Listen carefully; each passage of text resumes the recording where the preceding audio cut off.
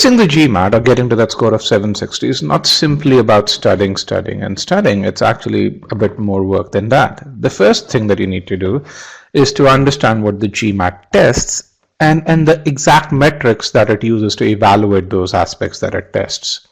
Then you need to create a study plan that is right for you so that you can hit those metrics. And the last thing that you need to really do is make sure that you track your improvement as you're studying so that you can really see whether you're moving closer to your target metrics or not. In this webinar, we're going to do each of these three things. First, understand what the GMAT actually tests, and then in a quantifiable fashion, we're going to go beyond that GMAT test of logic to really say, hey, how does it evaluate how logical you are? What are the quantifiable metrics for that? Because once you know those quantifiable metrics, you can aim for them. Then we'll talk about how do you create that study plan that's right for you. Not everyone needs to study the same things because each one of you has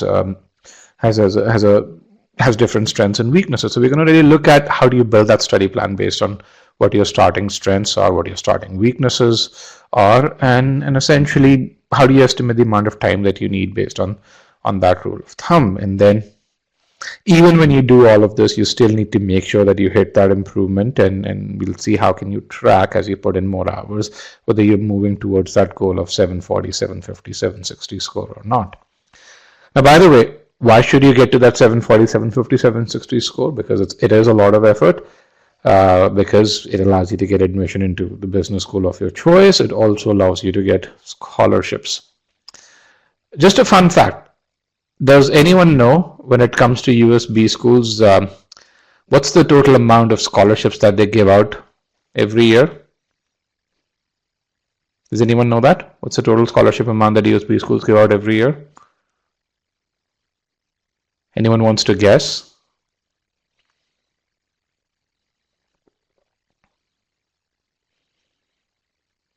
Now, what's the amount in dollars, in millions of dollars? Okay, let's see. No idea. Okay, that's a very important number. That amount in about 2018 was close to $345 million or so. So it's a fairly significant amount. It's not 10 million. It's not 20 million. It is just shy of $350 million or so. So and that's, if nothing else motivates you, that's something that should motivate you to get to that score. Now, let's see how we get there. So this is a free webinar, and to just make sure that we make this useful for everyone, we ask a couple of leading questions. One is, hey, when do you plan to take the test?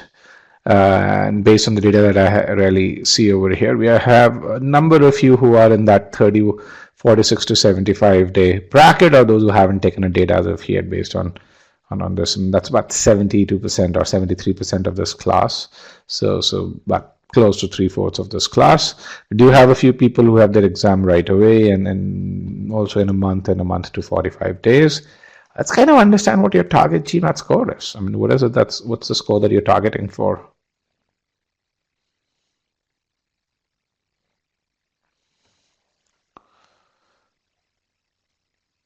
And then I'm gonna move this poll question out. And then the last question that I have is, let's kind of figure out where you currently are as a group.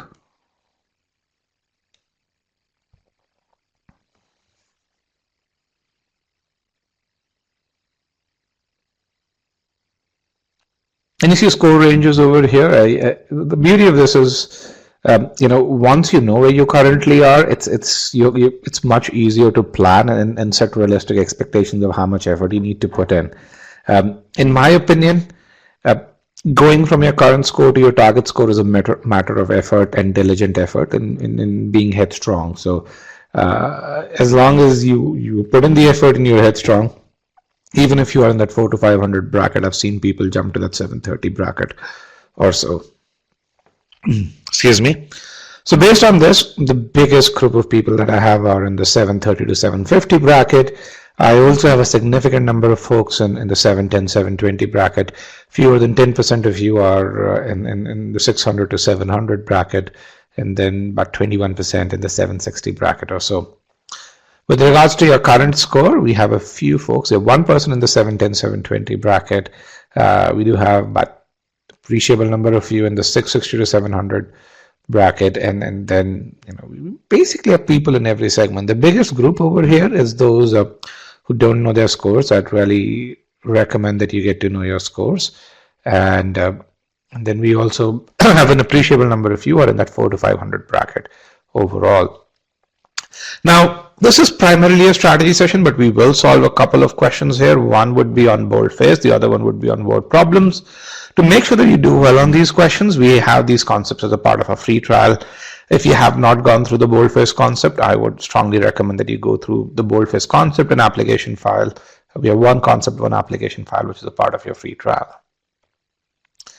And then we have some upcoming free sessions. We have a free webinar on GMAT sentence correction that is next weekend. That's one of our most popular webinars. In fact, probably our most popular webinar out there. It's regularly attended by about 300 odd students. And then we have a free number properties webinar as well. That is next Sunday. Again, both of them fairly application focused. Both of them, if you're not at 90 percentile in either one of these topics, I'd strongly recommend that you attend those. With that, let me go right into the webinar pane. Below the webinar pane, you'll also see a Q&A pod overall. And essentially, I do see a few folks who've raised their hands. If you have a question, you can post that question in the Q&A pod. And at this time, let me also introduce my colleague Komal, who's a GMAT strategy expert who will be supporting us during this webinar. If you have any questions, you can post them in the Q&A pod, and Komal would be happy to answer those. By the way, for those of you who don't know me, my name is Rajat Sidana. I'm one of the co-founders of e-GMAT, and this is how I look.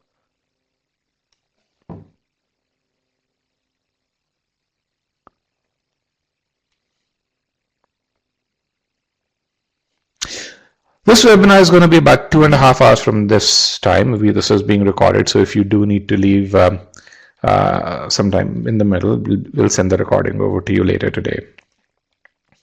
There's essentially 3 parts of this webinar. In the first part, I'm going to do a brief introduction to e-GMAT. That's going to be about 15 minutes from now. In the second part, we're going to get into the core of this webinar.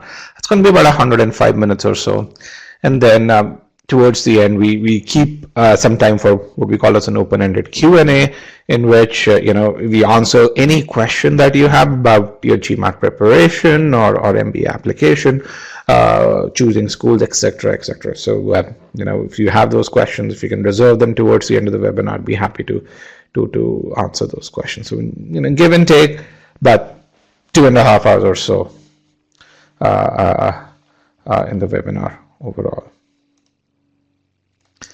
So I asked this question: what's your target GMAT score? And what we found was that about 60% of this class was aiming for a score of 720 or higher, and while over 60% of you are aim for that score, statistically only 6% of the people get to that score, and this is despite the fact that when you look at the median scores at top B schools, they've been going up for the last few years, and the year 2018 was no exception overall. So what is it that people who get to those scores do? A good number of them do use e-GMAT. Why do I say that? When you look at stats on leading forums, one of the stats is number of verified reviews and also the number of success stories. What you're going to find is e-GMAT has been quoted many more times than all of these other major prep companies combined overall. So when you look at reviews, almost twice as many reviews as the other major prep companies combined. You look at number of success stories, again, more success stories than all of these companies combined. You can really see the time spans over here. So what makes our courses much more effective than all of these other courses?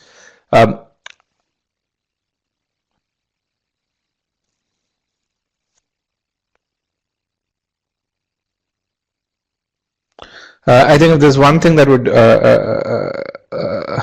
do that, it would be our approach to GMAT preparation. And let's kind of understand, what does this mean? So when you think about the architectures of learning that are available today, you're going to find that there are 2 dominant architectures of learning that are available today. One architecture is what we call as the book-based architecture, and the second architecture is the private tutoring-based architecture. Now, when you look at most of the other online courses out there, what you're going to find is, yes, they provide audio-visual instruction.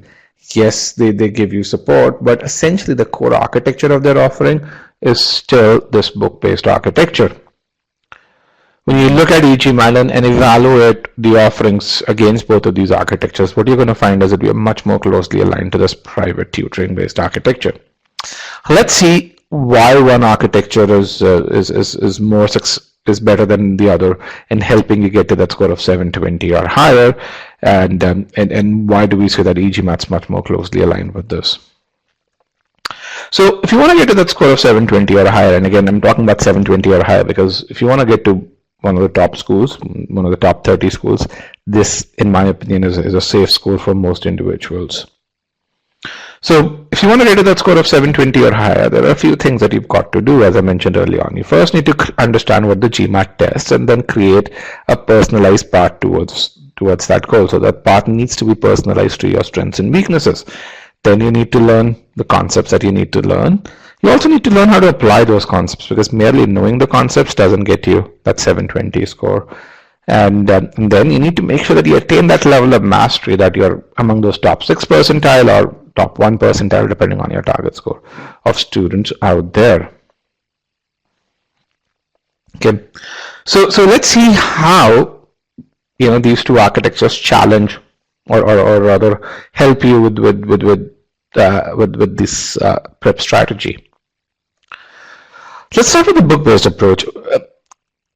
By definition, and in general, as has been, a book-based approach is all about autonomy, which means, hey, when you start studying using books, you get a bunch of study plans, but those study plans are not personalized to you. As a student, you have to decide which study plan works for you. Now, you may get 2 or 3 study plans, and none of them may be suitable to your individual strengths and weaknesses.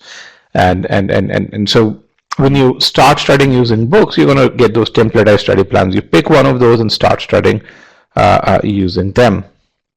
Then you learn concepts. Now, this is one area where books do really well. I mean, there are a number of books that teach you concepts very well. And for a diligent student, that works really, really well. But one of the problems with books is that onus of evaluation, that onus of feedback with regards to whether you've learned the concept well enough or not is completely on students. Books, because of their static nature, they don't give you that feedback. And so that burden of validation relies completely on you. One of the biggest areas where books lack a lot is teaching you how to apply those concepts. Books can give you examples, they'll give you applications, but they can't, just because of, again, the static nature of it, can't tell you, hey, how do you approach a problem with regards to what do you do in step 1, what do you do in step 2, and step 3. They also can't point out, essentially, when you're making a mistake, where you made a mistake. And then when it comes to the evaluation of mastery, essentially books don't have the kind of assessments that you need to evaluate your mastery. Essentially, which means that people who study using books, they evaluate their mastery by using mock tests. And when you take a mock test, that onus of analysis is completely on you. A private tutoring-based architecture works very differently. When you work with a good private tutor, one of the first things that a private tutor does is evaluates you and creates that study plan that's personalized to your strengths and weaknesses. If 5 different people go to a private tutor, they'll get 5 different estimates of how long will it take for them to ace the GMAT, 5 different study plans, 5 different set of emphasis areas.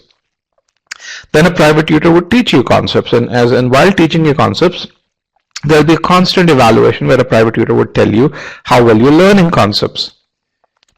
One area where I think a private tutoring-based approach is way more superior than books-based approach is teaching you how to apply those concepts. When you work with a private tutor, and those of you who've had the good fortune of working with private tutors, you'd know that a private tutor would tell you what do you do in step 1, what do you do in step 2, step 3, and essentially a private tutor constantly evaluates where you're faltering, why you're faltering, and then while teaching you application of concepts, a private tutor constantly evaluates you and really decides, okay, when is it you've learned well enough that you're among those top 6 percentile of students, so that he can really decide when to move you forward let's say, subject, verb, and sentence correction to verbs or pronouns, or similarly when you move you from sentence correction to number properties or critical reasoning, or whatever the next logical subsection is. So essentially, while you're learning the same content in both these approaches, you can really see how and why, because of the extent of personalization and the extent of feedback, that private tutor-based approach is a lot more successful. Now let's see, why do we really say that most of these other courses are based around that book-based approach, while e-GMAT's built around that private tutor-based approach. And the example that we're going to really see is again the same example of a student who goes from a score of 600 to a 720. It's a very nice 120-point improvement. It gives you the sense, and even when you are at 400 to 500, the path is a bit longer, but the steps essentially remain the same.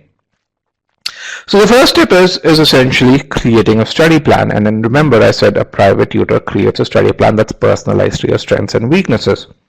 At e-GMAT, to enable you to do this, we've created an AI-driven tool, which is called GMAT Planner. In fact, everyone can go to gmatplanner.com and build that. Now, what this tool does is it actually looks at what your current strengths and your current weaknesses are, and creates a plan that is suitable for you. And I'll give you an example for that. So let's say your starting score is 600. Remember, we said we wanted to get to a score of go from a 600 to a 720, and your starting quant and starting verbal scores are Q44 and V28. Now, even though both of these scores are 50 percentile, as you can see over here, this planner understands that a Q44 purely from an ability level means that the student knows a lot more in quant than he knows in verbal, and then hence when it evaluates your starting abilities, it gives quant a higher weight. When you do that, the recommended quant and verbal scores actually show that up. So it first increases your quant score to a Q50 and then increases the verbal score enough so that you get to that 720 score. Now the beauty of this is, 9 out of 10 times you'd love this, but if you want to change that recommendation, you can actually do that, and you can change the target quant score, and it will automatically adjust your target verbal score. And because it has an AI engine running in the back end, a lot of that stuff is done automatically. Now the question comes, which is to really say, how do you get to this Q50? How do you get to this V38? And it then has metrics or milestones that you can hit to get to a Q50. It again takes your starting abilities in place, your starting arithmetic and starting algebra and geometry abilities, or your starting verbal abilities, and calculates your target abilities to get to a Q50 and a V38. And this is a calculation which takes into account the probability of you getting to these abilities or these abilities and the amount of time required.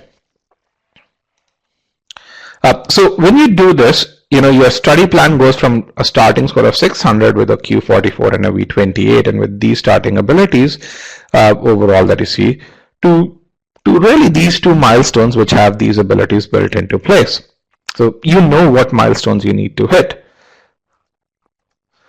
And then it generates a study plan with regards to, how many weeks would you need to get there. So in this case, you can really see, because the starting score in arithmetic is 59 percentile, you need to get to 83 percentile, you need about 1.4 weeks. And this assumes that you're putting in about 22 hours a week. Now, the starting score in algebra is 39 percentile, and you want to get to the same score. So you can really see the amount of time required is about 2.4 weeks, so a lot higher than it was required for algebra. So it takes all of those things into account, gives you a very nice sequence of study. It gives you the amount of time required, taking into account how much time you can put in on a weekly basis or on a daily basis. And then it also gives you a calendar view. But essentially, when you do this, your GMAT preparation is personalized to you. It becomes a set of milestones where you're going from a starting ability level of 50 percentile in sentence correction to close to 90 percentile towards an ending ability level, and so on and so forth. And this is an example of the calendar view that it provides. Again, you can really see it's personalized based on how much time you can spend over here.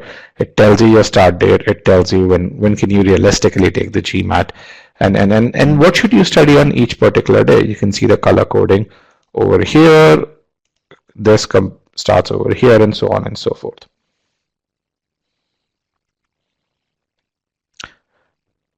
We launched this tool about a month back. In the last 1 month, more than 2,000 personalized study plans have been prepared using this tool.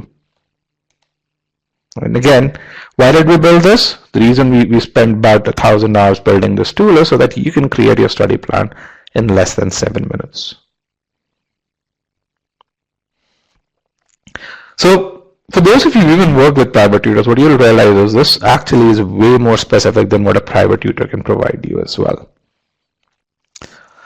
The next piece, what a private tutor does is he teaches you concepts, and essentially, let's see how we do the same thing in the e-GMAT course.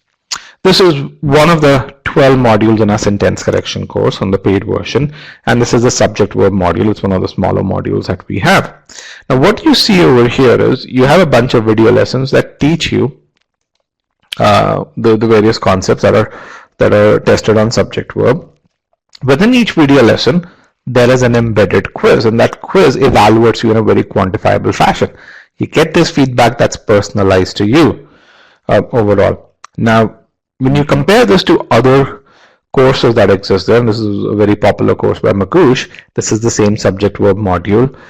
What you see over here is that this is a bunch of lessons. There's no feedback over here. This time that you really see is the time of the video, not the time that you actually spent on that video. The next thing that a private tutor does is he teaches you how to apply those concepts. And in e-GMAT, we have a specific entity that teaches you just that, which is what we call as an application file. An application file tells you what do you do in step 1, what do you do in step 2, step 3, and so on and so forth. Then after that, we also have a practice file, which basically gives you practice on that, and we have a bunch of official questions that are carefully selected to make sure that you're able to apply that on official questions as well. And these questions come with detailed solutions. And this is how every module in the e-GMAT course is architected. In fact, on the sentence correction course, we have close to 18 application files over there.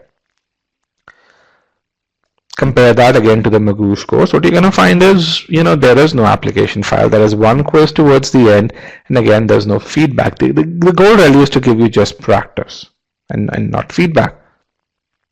The last step is, after you're studying, to figure out whether you've actually mastered the content enough that you can hit that 90-odd percentile or not.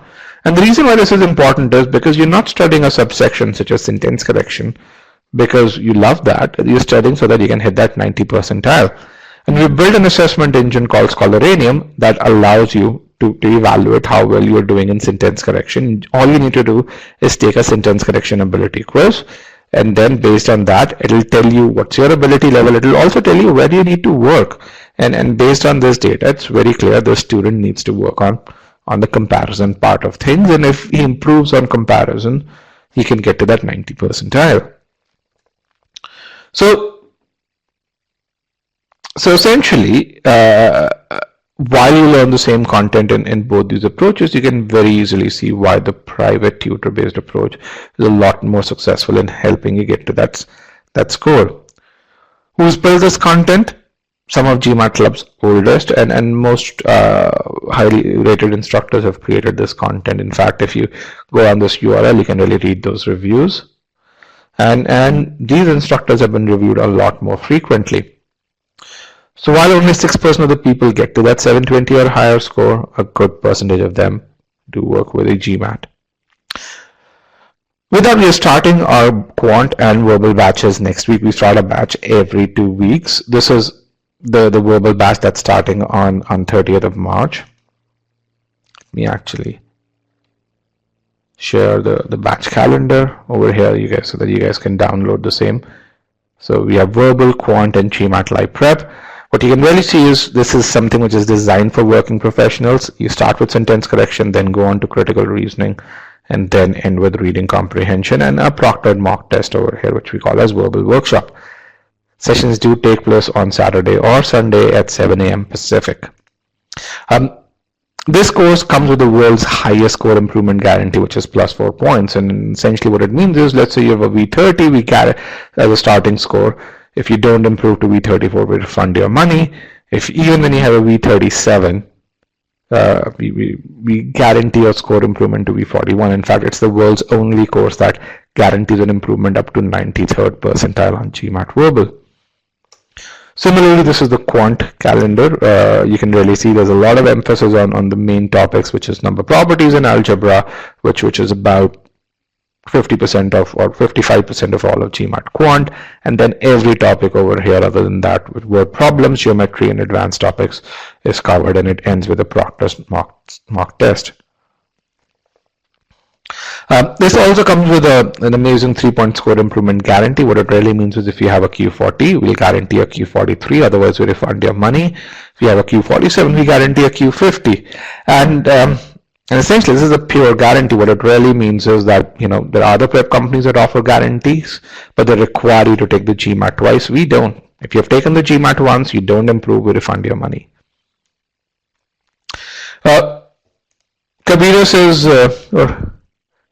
Kabira Anand, okay, yes, says that, hey, do I have to do this as per this schedule, or can you do it at your own time? You can do it at your own time. In fact, we have a lot of people who extend their preparation, cut across 2 batches, or they essentially compress it. And if you are in merchant navy, or if you are someone who's an oil and gas professional who gets, you know, consolidated holidays, a lot of people really just do it at their own time. They compress it, they watch the recordings, and along with the online course material, and finish the courses a lot sooner.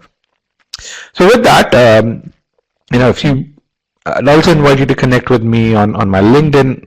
There are upwards of 10,500 students who are connected with me on my LinkedIn. Our LinkedIn channel is probably the most active GMAT and MBA channel that exists on LinkedIn overall.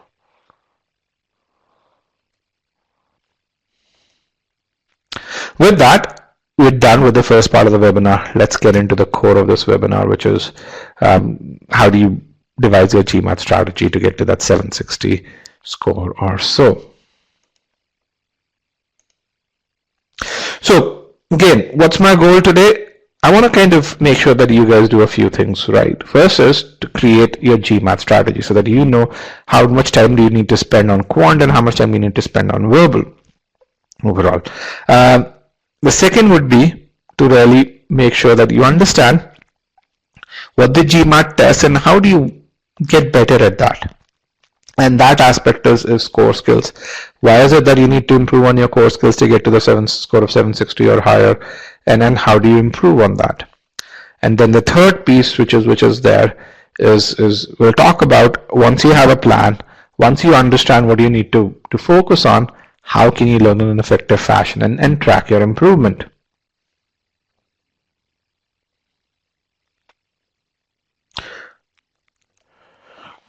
In terms of the amount of time spent on each one of these sections, you guys can really see that, you know, it's going to be about 10% or so, but typically that's what it is.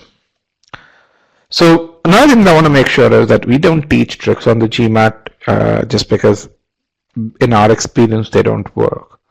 So a lot of people really say, hey, can you tell me how can I save 10 minutes on the test? Can I really focus on just reading the first and last sentence of a reading comprehension or of a paragraph and so on and so forth? That doesn't work on the GMAT. You won't see us ever teaching such stuff.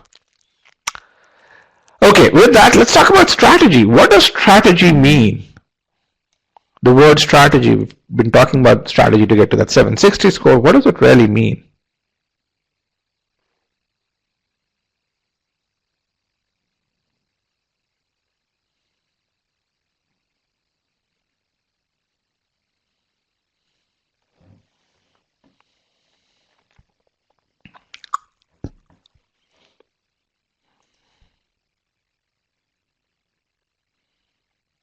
Okay guys, the answer should be put in the short answer pod over here, not in the Q&A pod.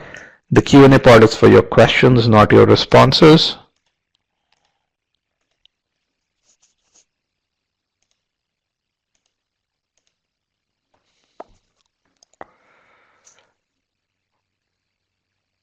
Okay, let's get a few more responses here.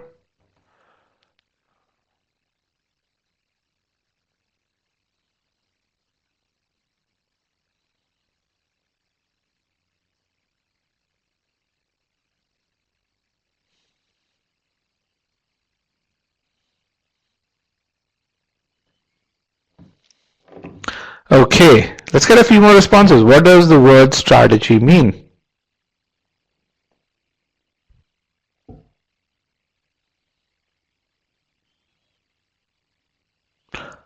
Okay, based on the data that I have over here, I basically see a lot of you have said it's a plan, and some of you have talked about an approach, how to score higher, a plan to reach an objective. Really good. So most of you understand what the word strategy means. Essentially, strategy is a plan of action which is designed to achieve a particular goal. Now, if this is what strategy is, then what's a good strategy? Because there are both good and bad strategies. So a good strategy is one that provides the maximum benefit, and maximum benefit over here means score improvement with the least input.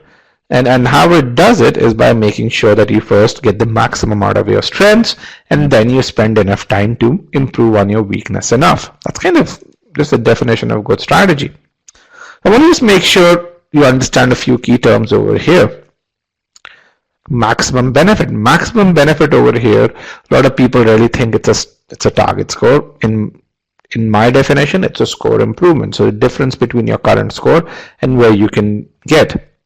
Now, least input is a comparative word. It doesn't mean less input. Least input out of all the options, if you're at 500 to get to a 750, may require that you spend about 200 hours. And a good strategy that gets you in 200 hours is something which is a good study plan.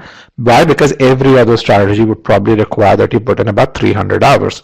So least input means it's a comparative term, and so I want to make sure that you read it in the right way. And again, capitalizing on your strengths means you get the maximum out of your strengths and then spend the rest of your time. But the sequence of improvement has to be first making sure that you get the max out of your strengths and then spending the time on your weakness. So this principle translates to a few things. One is a good strategy has to be goal-driven. If you want to get to a score of 720, tell yourself you've got to get to a score of 720. If you want to get to a score of 760, make sure you tell yourself and be serious about it. Don't really say I want to get to a score of 720 to 760, because those are two different strategies. Then the next piece that needs to happen is a good strategy starts with an analysis of your situation and your current strengths. Now, how many of you, let me just put in a yes/no poll, when you started preparing for the GMAT, decided that, hey, I'm going to approach a friend who's taken the GMAT, and if that guy took 3 months to prepare for the GMAT, I'm going to assume that I'm going to be able to ace the GMAT in 3 months. How many of you did that? I'm going to remove broadcast results so that your responses are not influenced. The question really is, how many of you, in other words, took your friend's study plan who had taken the GMAT and assumed that the same study plan would more or less work for you?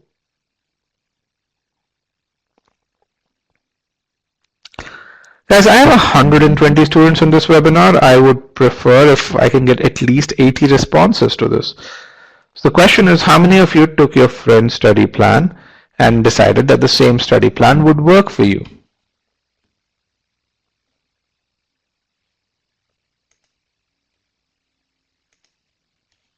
Okay.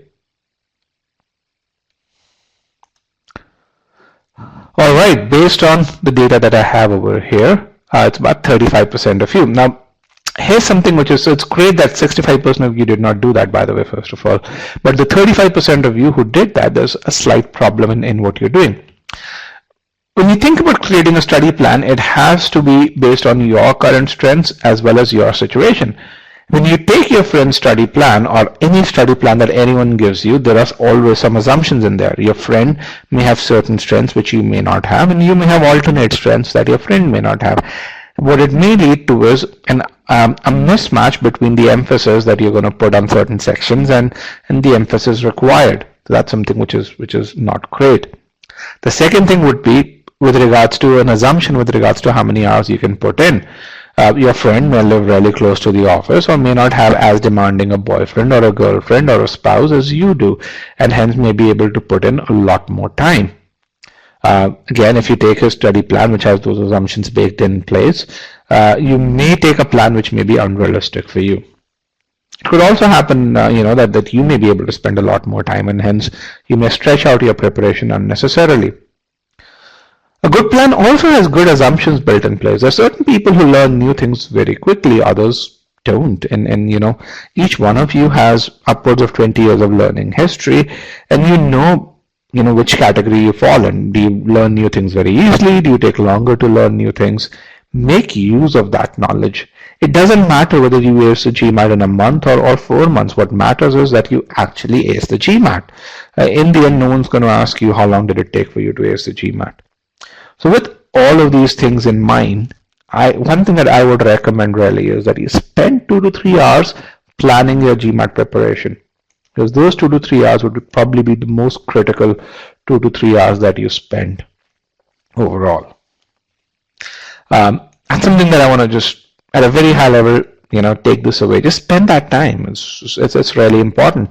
Even though we give you all of this with GMAT Planner, you still have to make sure that sinks in. You still have to make sure that you understand what that information means and how you translate into a study plan. Unless and until you spend that time, you're not going to execute on that.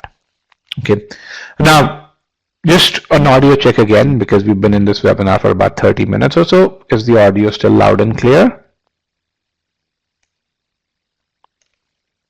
Okay, it seems for pretty much everyone it's loud and clear. A few folks who do face some disturbance, I would really just recommend that you join again.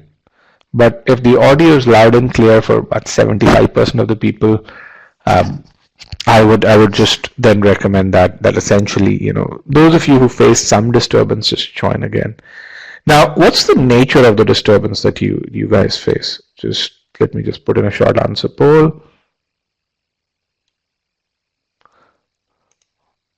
What kind of disturbance? Those of you who really say yes, but with some disturbance. Just this second group who says with disturbance. A little distorted. So if you've connected using a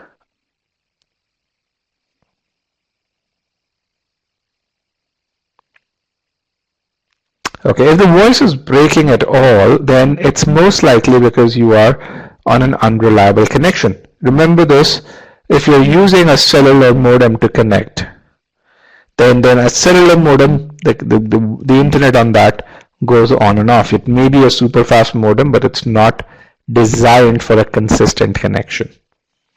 So that's something that I would really say.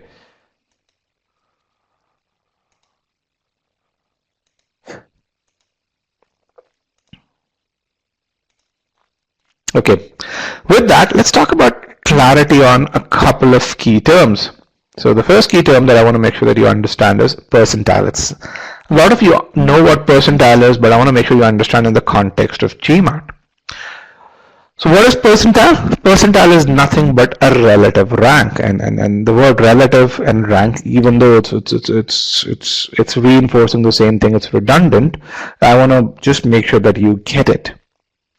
So what is percentile? It's your relative rank, and what does this really mean? It means that, let's say when you get to a score of 650, that's about 73rd percentile, which means if 250,000 people take the GMAT, you are better than 182,500, or there are 67,500 people who are at the same level or better than you. If you score a 760, which means that you're better than these many people. There are only about 2,500 people who are at the same level or better than you. When you look at the top 10 to 12 to 15 schools, they have about 10,000 odd seats overall, and that's why that score of 760 starts to become very interesting for them, because there are so few seats, and then there are so many seats and there are so few students. So if you get to a high score of 740 or higher, you really have an advantage over other students. Now I'm going to talk about another term which we follow very regularly, which is accuracy. What is accuracy? When you take a quiz, accuracy is nothing but the percentage of questions that you answer correctly. And accuracy has no rank or no comparative aspect built into it. You may get 80% accuracy in a quiz, but your percentile might still be 50, because if 1,000 people take that quiz, if half of them answer 8 out of 10 questions correctly, you'd be at 50 percentile. What is ability? And we're going to use this term ability very frequently in this webinar. The GMAT uses this term ability very frequently. It's when you put in context, your ability is nothing but your rank or your percentile in a particular context. And we talk about section or subsection, and we're going to really elaborate on this later on in this webinar. But again, whenever you take a quiz, you should look at accuracy definitely, but you should also look for this term, what is your ability based on that quiz, because that's what tells you how well prepared you are in the context of that quiz.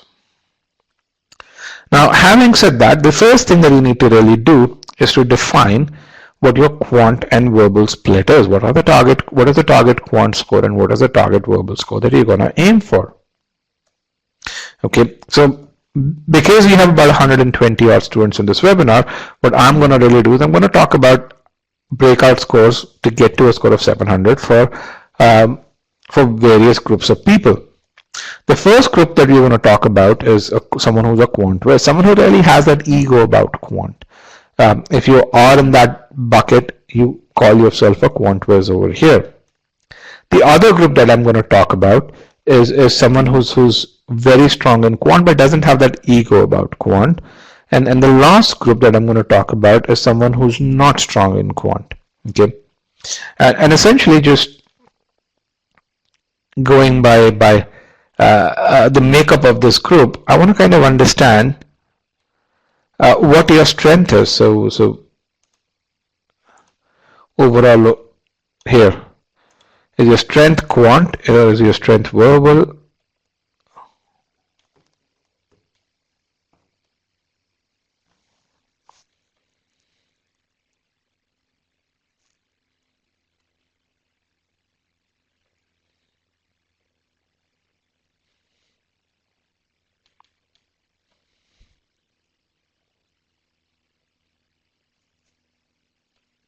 Okay, let's get a few more responses. What is your strength? Is it quant, verbal, or neither?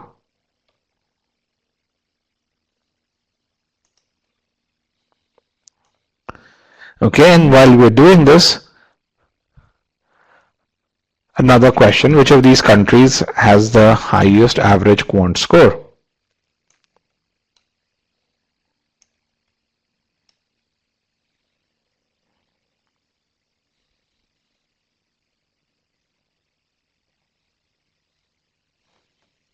Which of these countries has the highest average quant score?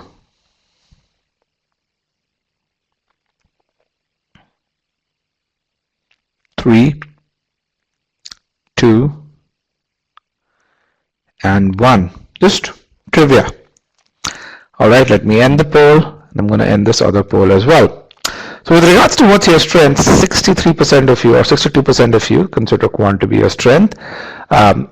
17% of you consider verbal to be your strength, and then about 21% of you consider neither to be your strength, neither quant nor verbal. Okay, and when you look at which of these countries has the highest average quant score, 77% of you think it's India. The correct answer over here is South Korea. When you look at median quant score, South Korea, the median quant score is about Q48. Then comes China, where the median quant score is between Q46 and Q47. The median quant score for Indians is between Q42 and Q43. And Japan is, I think, somewhere around there. So South Koreans, I mean, you think Indians are good? Try South Koreans. They are way better on average. So, if you're strong in quant, you're in the first two buckets. Whether either you're a strong quant whiz or in the second bucket where I say you're strong in quant. And what it really means is, if you're a quant whiz, if you want to get to a 700, and 700 is a mental barrier for many people, make sure you get to a Q50 or a Q51, which means on the verbal side you don't have to improve as much to get to a 700. And if you want to go beyond 700, you definitely need to get a higher score, because there isn't much headroom available in quant for you. Now, if you are a quant whiz, make sure you improve your quant to Q49 before you start putting energy into verbal. Why? Because that's kind of where a good chunk of your improvement's going to come from. Your quant score is going to account for 70% of your score. If you're strong in quant but not a quant whiz, still make sure you get to a Q48 or a Q49. You may not be able to get to a Q50 as easily, but you'd be able to get to a Q48, Q49 relatively easily. Accordingly, you need to get to higher score in verbal. Now, if you're strong in verbal, or if you're someone who is not strong in quant, okay, make verbal your strength. It's a lot easier to improve verbal for people who are not strong in either, or maybe are strong in verbal. And essentially, make sure you get to a 97, 98 percentile on verbal, and then improve your quant enough. Now, there's one caveat to this. If you want to apply to quant focused schools, you have to get to a Q46, Q47. So for those of you who are thinking of applying to Columbia, NYU Stern, Wharton, GSP Chicago, Harvard, Stanford, Q46, Q47 is something you've got to hit. They'll look at those scores. If you don't have that, they seriously worry about your ability to take on the coursework. But essentially, from a mental level, that's kind of what you need to do. Some of you may be asking, why does it matter, which section do I, whether I decide whether my strategy is quant driven or verbal driven, anyhow I need to study both the things. Yes, you need to study both the things, but that's kind of where you need to understand about GMAT preparation. It's not about merely completing the syllabus. It is about achieving a level of competence that puts you in the top 5 percentile, top 3 percentile of students over there, or top 9 percentile of students. And if you make your strategy such that it's driven by your strengths, you're going to improve a lot faster. And the probability of improvement, not everyone can put in 100 hours and get to 99 percentile. There's also a probability factor that exists. Otherwise, 99 percentile would not be 99 percentile. And the probability of improvement is also going to be a lot higher if you build a study plan that first focuses on your strengths. And again, this was the principle. If you really want to build that study plan that's uber personalized to you, try GMAT Planner. It will give you this kind of a study plan where you get your starting milestones, your ending milestones, and an estimate of how much time you need to spend per subsection. So, importance of high GMAT scores. Let's kind of talk a bit about, we've talked about, hey, how do you build that strategy at a very high level? Let's understand why is it that GMAT score is so important. And a lot of people think that, hey, once you get to a 710, 720, that GMAT score doesn't matter until they apply to business schools and they really get feedback from them. So here's some data point, and some of these articles are very old, but very, very applicable till today. Are actually way more applicable today than they were 4 years ago. The first article is, on B-school test, Americans fail to measure up. Now, the crux of this article is, because of a number of students getting to very high scores from Asia, what has happened is that GMAT has instituted separate or has empowered B schools to create separate rankings for Indians, Chinese, and Americans.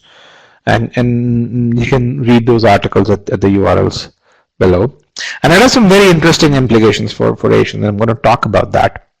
To address those concerns, the concerns are, hey, Americans don't seem to be getting the 760 scores. GMAT in September introduced a benchmarking tool that allows admission officers to compare applicants against their own cohort. What it really means is, you now get, if you're an Indian, you will get compared to an Indian. If you are a Canadian, you'll get compared to other Canadians. If you are Chinese, you'll get compared with other Chinese. And what it allows B schools to do is filtering scores and percentile rankings by world, region, country, and GPA.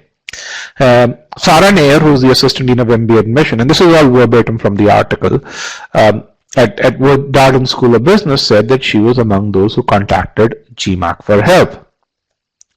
And here's what she said: I need to be able to show my scholarship committee, which includes faculty, that this person is in the top 5% of test takers in his region, even though that individual might not rank highly against test takers worldwide. Now here's an interesting thing over here.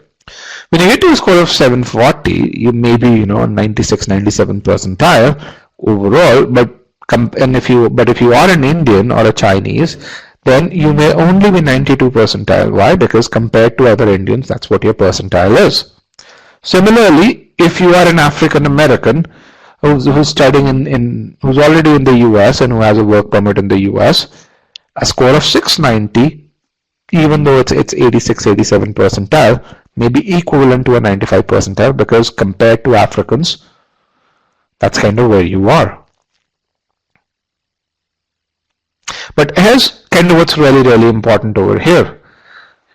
You think about top schools, GMAT scores actually become way more important to top schools than what it was before. You saw that with the median scores going up. Darden's a top school. The other piece is you are now competing against others in your region. This is a double-edged sword. What it really means is, for those of you who really think, hey, I'm an Indian IT guy, I'm in a super competitive pool. Yes, you are, but there is a certain number of seats that the super competitive pool is going to fill, and you know that there'll be those seats. And then the last piece, when it comes to scholarships, the GMAT score plays a huge role in scholarships. Now, another interesting trivia. What percentage of students today, or rather in 2018, received some form of financial assistance? Can you guys tell me? At USB schools, and again, I should say at USB schools, what percentage of students received some form of financial assistance at USB schools?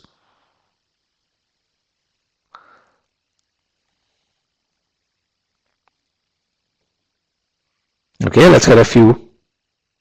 There are some of you who are super optimistic and are saying all.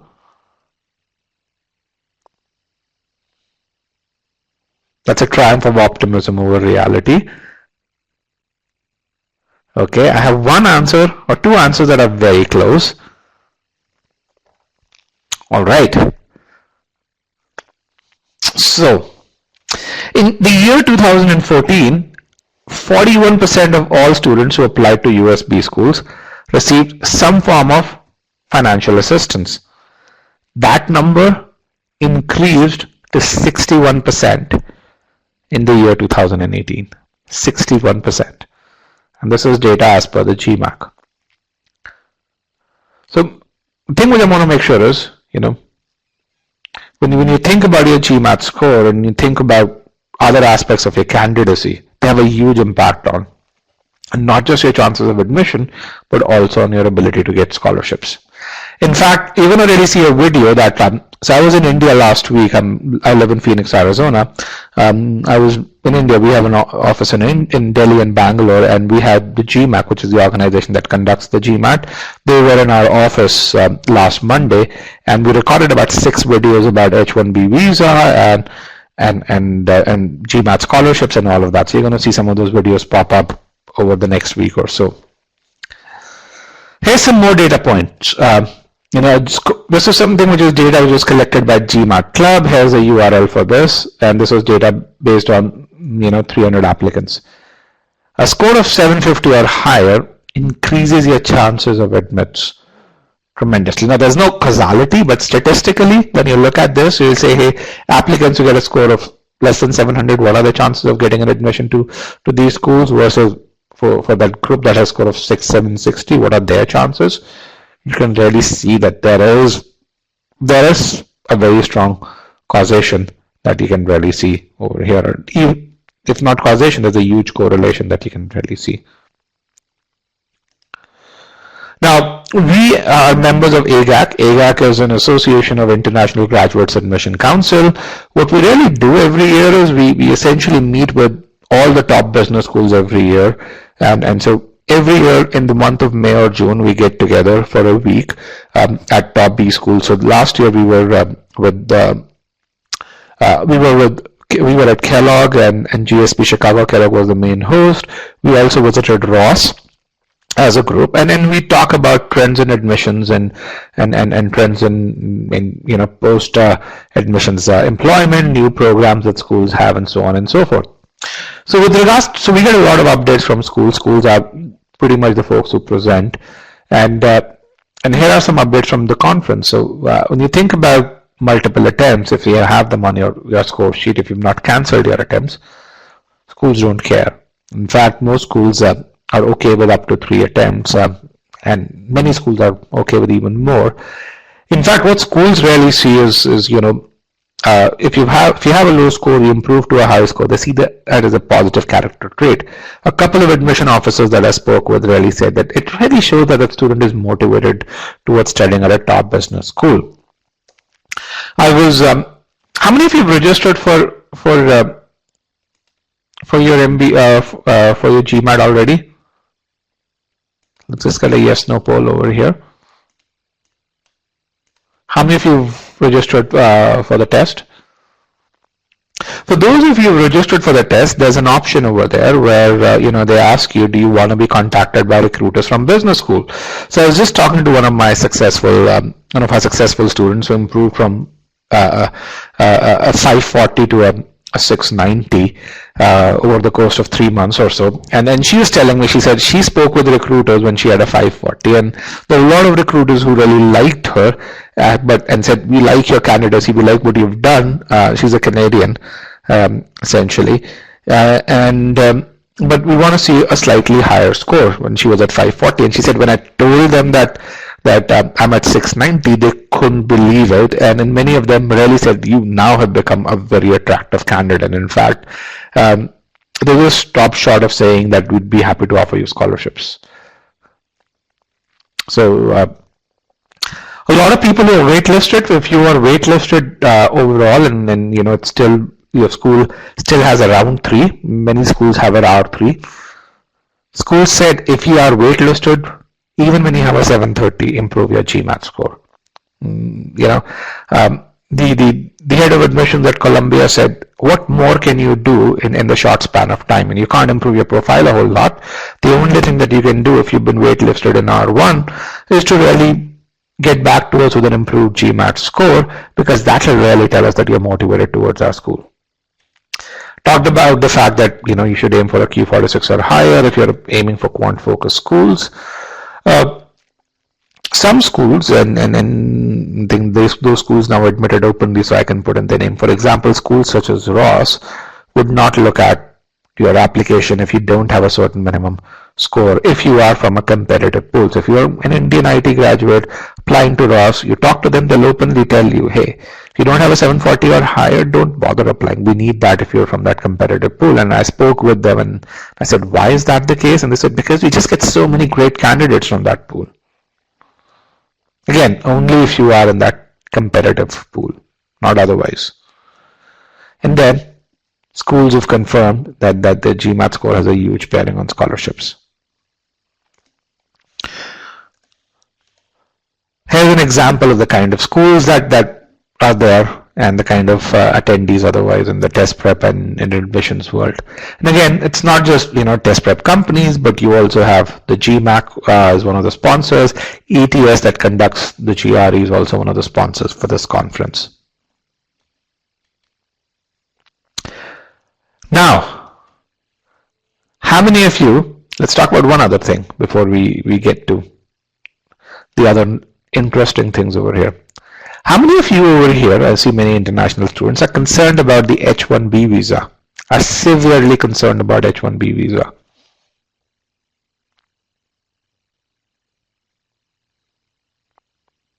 And I was really thinking, okay, should I apply to USB schools because of this, my worry about H-1B visa and so on and so forth?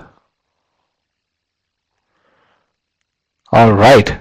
Let's get a few more responses. I want to get 70 responses. How many of you are severely concerned about H-1B visa?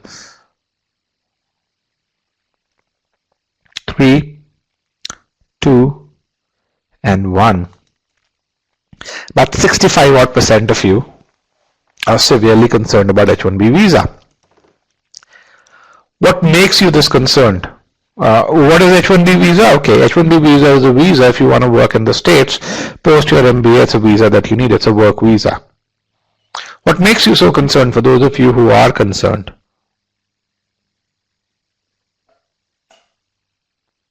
Okay, it's Trump, all right. Policy change. What is the policy change? Politics, yes. Non-STEM degree, okay. 1 year is not enough time. Okay, very interesting. It is a lottery. Republicans getting another term. Minimum salary band. Okay, good. I have some people who basically are reading news, and there are other people who actually have reading news and understanding a bunch of those things.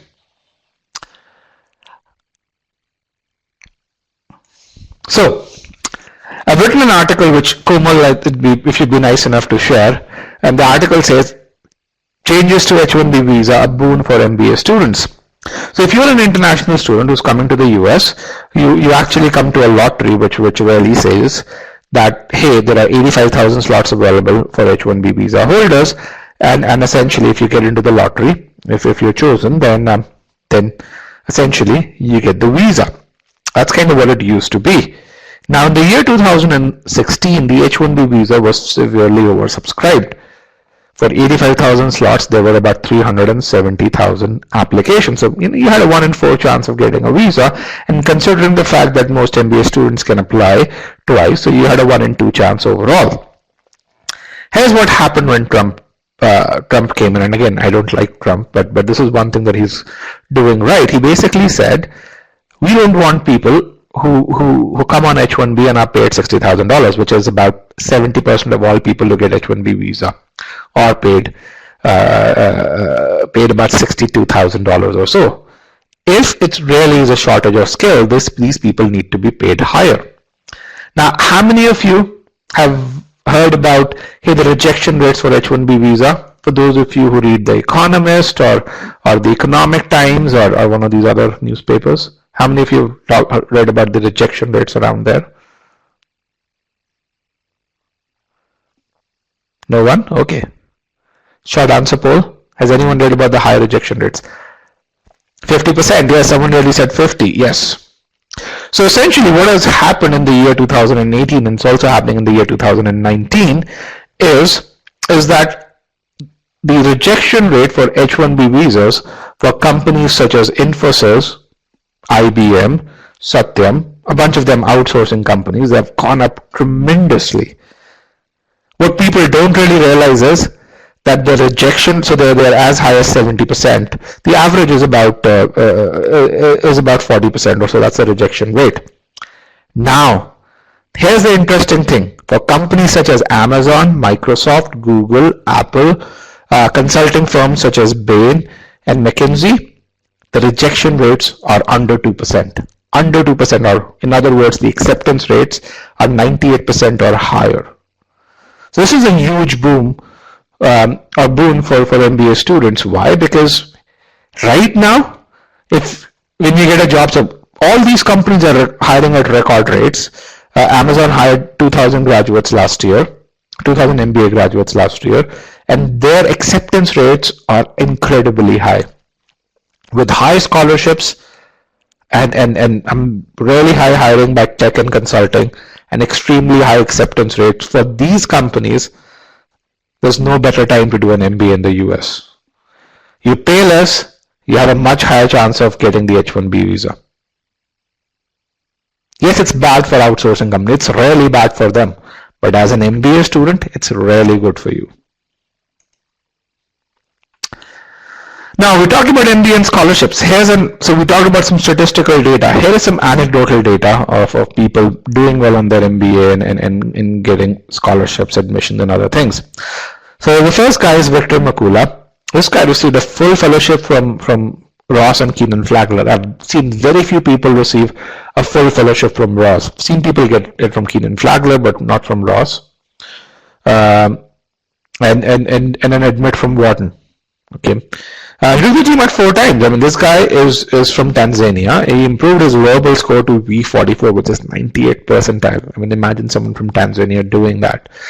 He spent $600 on his GMAT preparation and MBA application, and received more than 200 grand in fellowships. How did he get to his verbal score of 98th percentile? He used data.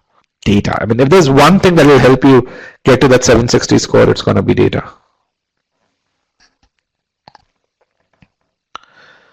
Here's another guy, his name is Kong Bui. This guy, you can watch this interview with her. All of these are unedited video interviews, 30 minutes long each. So some of you may be bored with this, but I mean, this is raw data that you're going to really see. This guy doesn't have perfect English. He received 4 full fellowships. Now, he's currently studying, or he's actually graduating this year from Ohio Fisher. But the nice thing really is he received the highest form of fellowship. So what's that? It's not just a full tuition waiver, but you also are getting a living stipend, and he's getting a stipend of $1,700 a month to study at Ohio Fisher.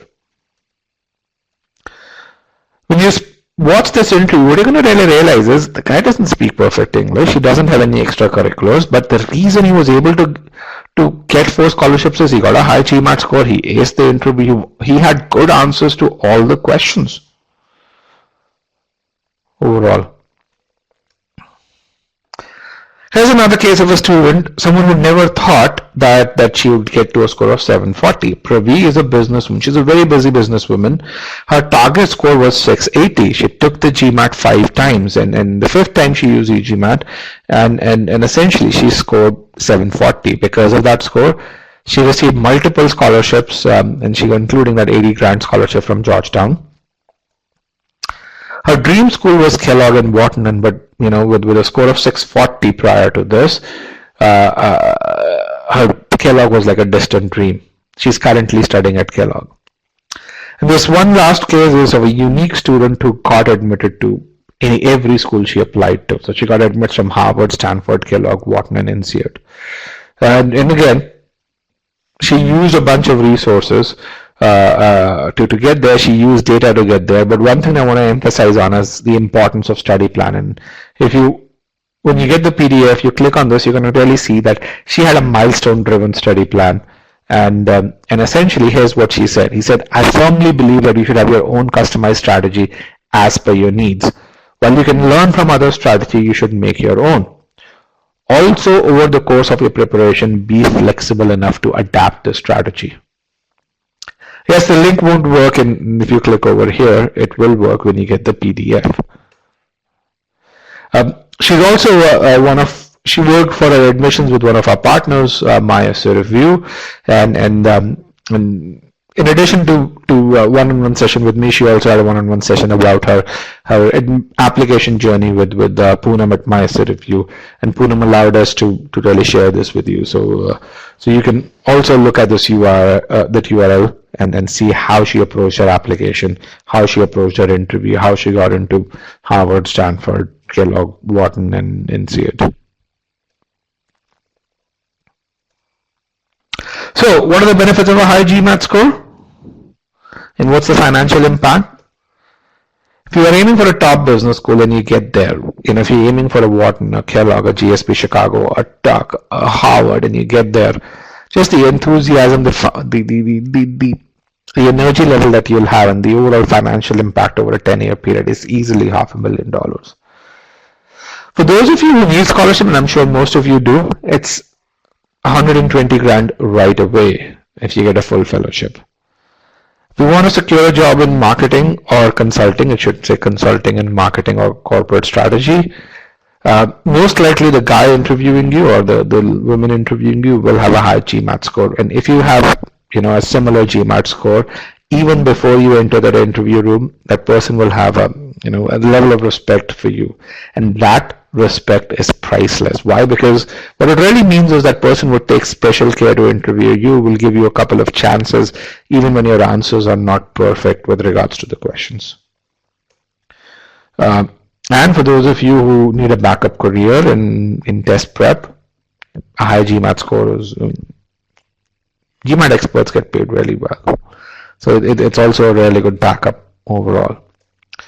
Bottom line, high GMAT score, really high return on investment. Even though it's valid for just 5 years, you can always put it on your resume. I still put it on my resume. And it gives you confidence wherever you go. So let's see, how do you ace the GMAT? What does the GMAT really test? We've talked about study plans. We've talked about the quant part of it. Let's talk about how the test actually works and how does it impact how you study for the test. We're going to understand this term of accuracy versus ability. Again, now remember, accuracy is purely the number of questions that you answer correctly, or percentage of questions that you answer correctly when you take a quiz.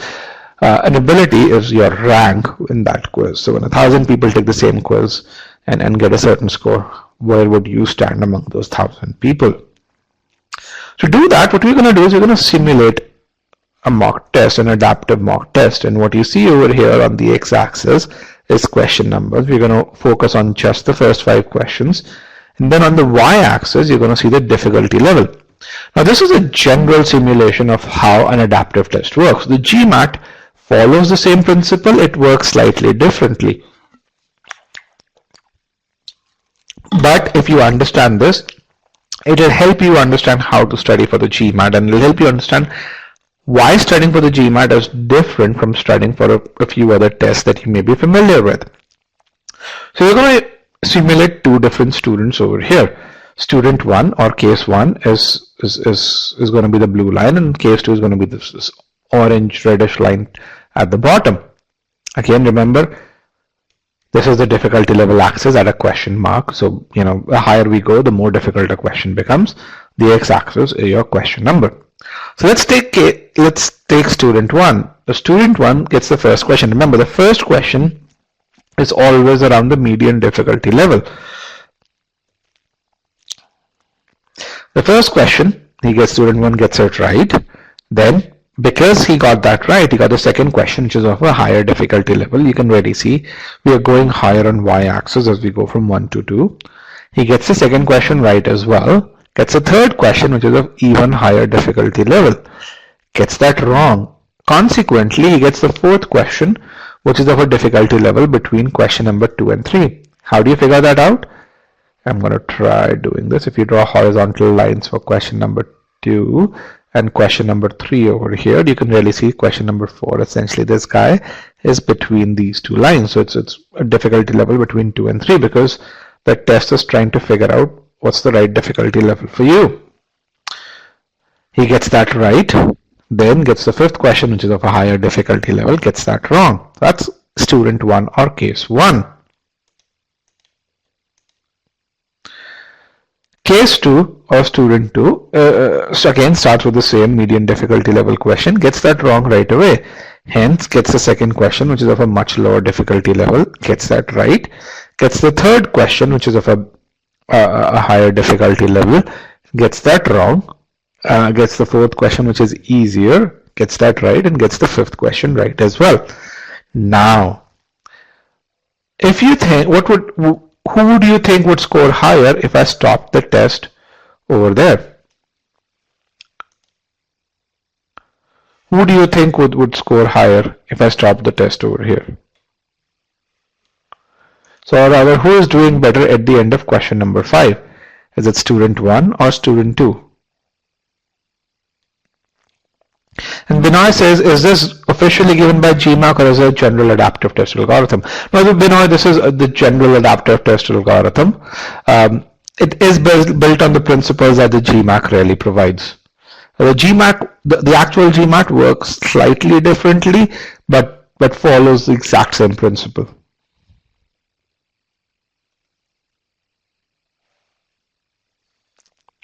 Student 1 is doing better.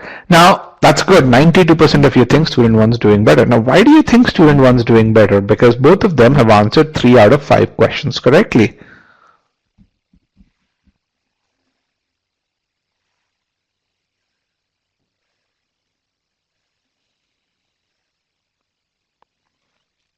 Okay, higher difficulty level. That's the great response. The reason why student 1 is doing better is because he's answered questions correctly of higher difficulty level. Okay, he's also faced more difficult questions. That is really good. Yes, so you guys get that, and that's something which is really important. This is your average difficulty line. Now, if you look at this, student 1 received 5 questions. Each one of these questions was either at the average difficulty level or above the average difficulty level. Student 2 only received the first question, which was at the average difficulty level. Both of them, their accuracies was identical. Now, when it comes to what it really means when it comes to acing the GMAT is that you've got to kind of overcome two challenges. One is you've got to make the test throw higher difficulty questions at you. You also need to make sure that you answer those questions correctly. Okay, both of these are important challenges that you need to fulfill to get to that high GMAT score. Now, can you tell me, in the case of student 2 over here, I'm going to just remove this, why did the test not serve difficult questions to student 2? So the difficulty level is below the average difficulty level for a good chunk of questions. Why is that?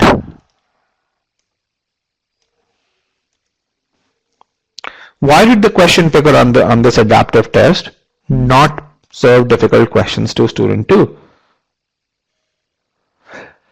All right, because the student couldn't tackle them, his responses were not correct in the lower level questions. Those of you who answered that, you guys get why that's happening. So on the GMAT, there's a question picking engine, and that question picking engine is constantly evaluating as to what's the maximum difficulty of questions that you can answer correctly, and it's constantly running and evaluating your ability based on your responses, and accordingly it adjusts the difficulty level of questions thrown at you. So if you think about what that question picking engine is trying to do, is it's trying to help you answer questions correctly or increase your accuracy in the test. Can you guys see that this question picking engine in some ways is trying to increase your accuracy?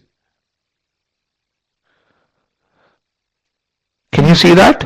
By serving you easier questions, when you make a mistake, it's trying to increase your accuracy.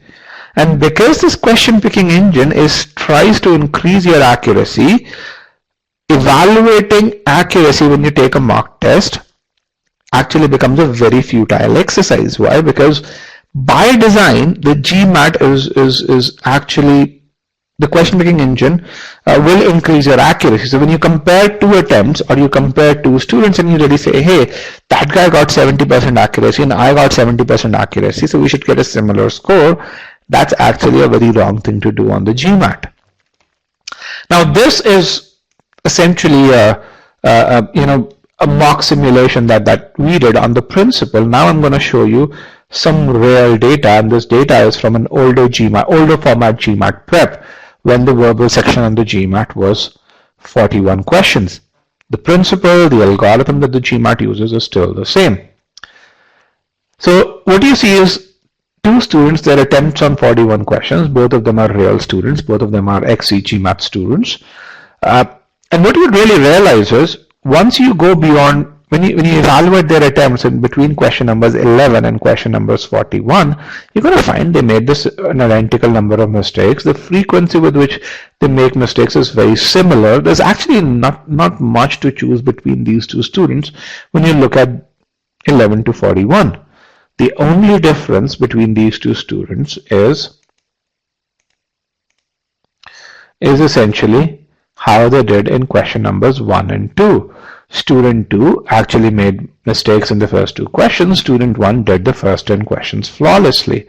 As you can really see, there's no red rectangle over here.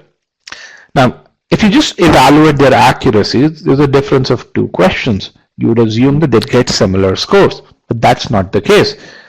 Student 2 got a score of V32. Student 1 got a score of V43. A score of V43 is 97th percentile on the GMAT. A score of V32 is 65th percentile on the GMAT.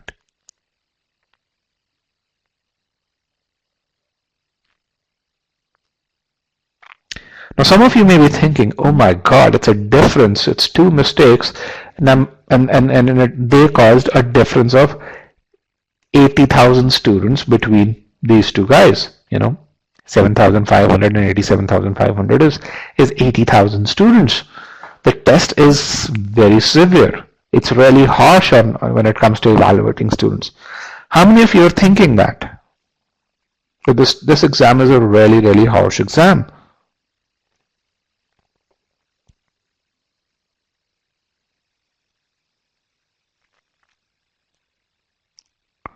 Let's get a few more responses. It's funny, when I ask this question, a number of people really say, I am thinking that. What a lot of people don't really realize is that you can still get a 97 percentile despite making 9 out of 41 mistakes. You don't need to answer every question correctly to get a 97 percentile. Let's kind of understand this, and if you map this on the simulation, on the principle that we talked about, to really see why is it that one student got a 65 percentile whereas the other one got a 97 percentile or so. So let's kind of map all of this on the GMAT. So we'll start with student 2, the guy who got the first 2 questions wrong. Remember, the first question was a 50 percentile question. He got that wrong. The second question, let's assume, is a 30 percentile question. He got that wrong as well. So the third question that this guy got was a 15 to 20 percentile question. What is the probability, and for those of you who are math whizzes over here who understand a thing or two about probability, what is the probability that you are a 90 percentile student and you would get a 50 percentile question wrong and then a 30 percentile question wrong, one after the other? What do you think is that probability?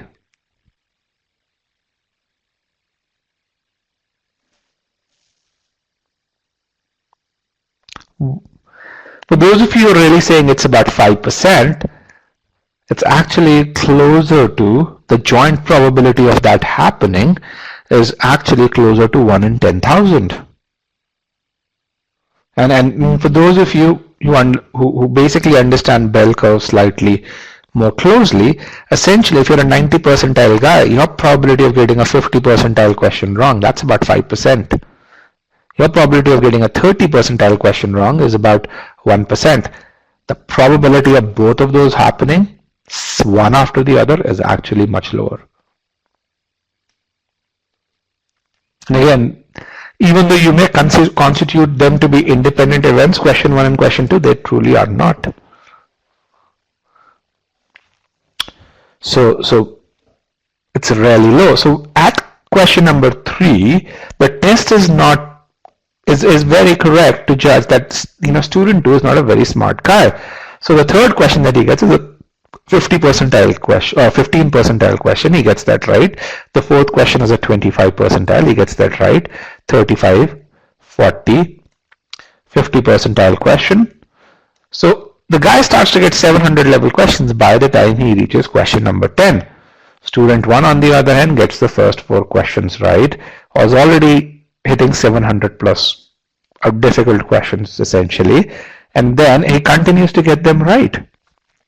So even though the difference in accuracies is very little, the difference in the difficulty level of questions that are served to them is a lot, and consequently the weighted scores internally that they get, that difference is really high.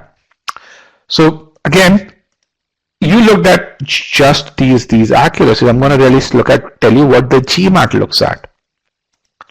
So your GMAT score that you get, your verbal and quant scores,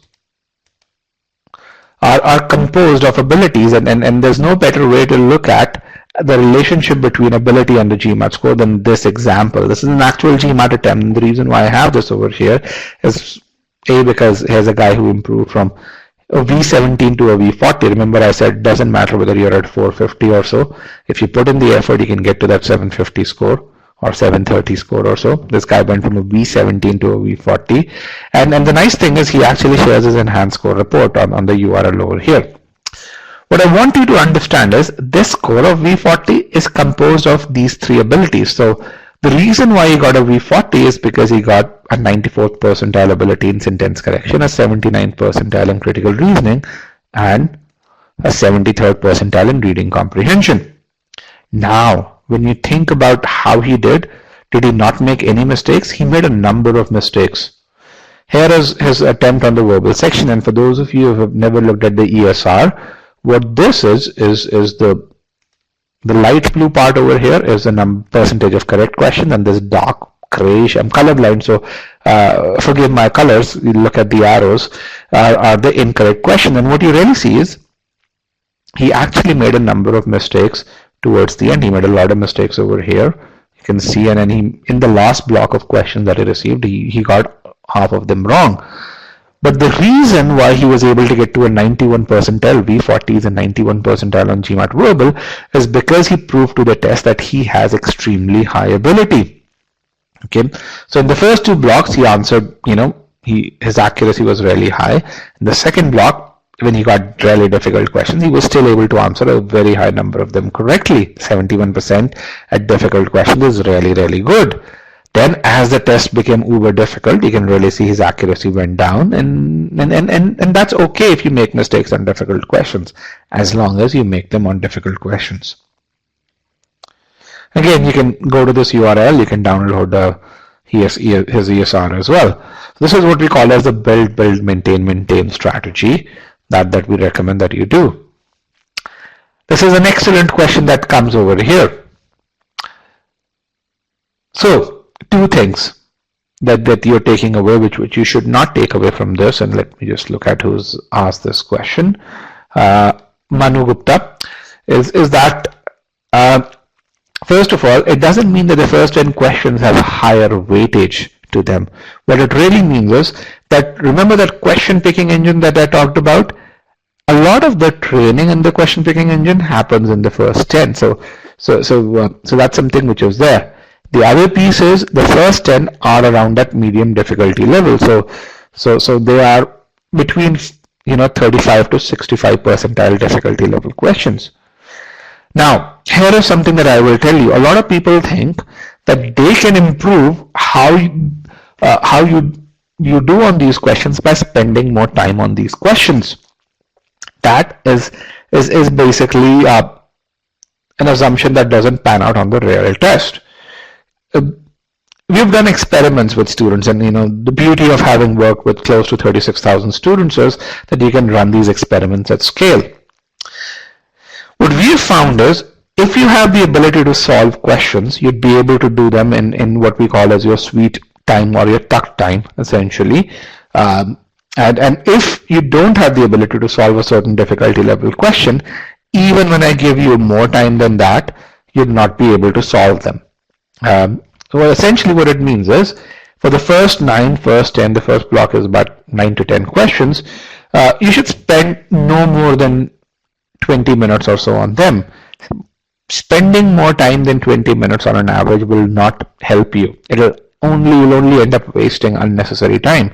Your ability to answer these questions correctly is not going to go up. Why? Because you can't substitute time for ability. If you can't solve a 700 level question, I'll give you 5 minutes. You'd still not be able to solve it in 5 minutes. That's something which is how the GMAT works. That's how the principle of ability is. Timing is not a substitute for ability. Does that help, Manu? So when you're studying for the GMAT, and that's what I want you to understand, when you're studying for the GMAT, make sure that you focus on building ability. And that's one of those things that I absolutely hate when I see a lot of experts say, hey, when it comes to the GMAT, you've got to focus on time. No, you don't.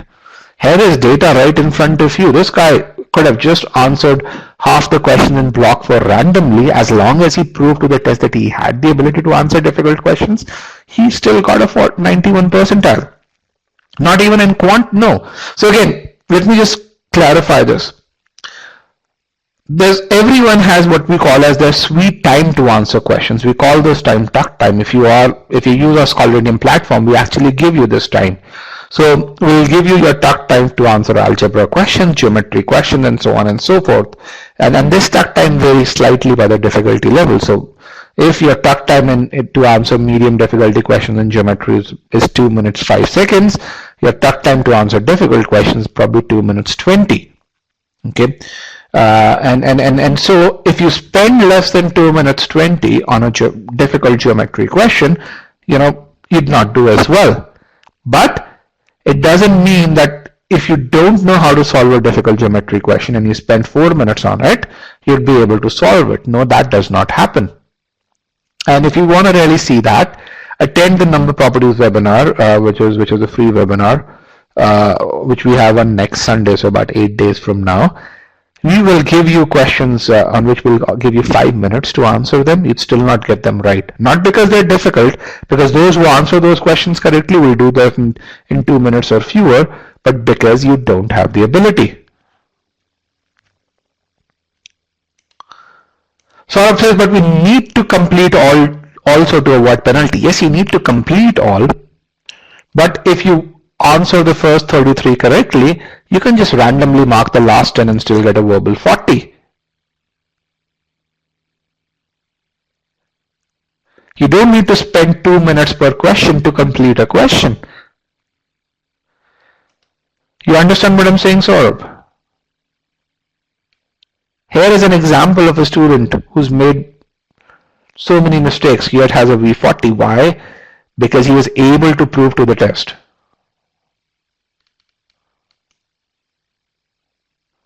A lot of people do that. They prove to the test. Again, I think the thing that I want you to focus on, and I think which is kind of you're not focusing on, is GMAT's not a test of timing. It is a test of ability. Your ability has 80 to 90% impact on your end score.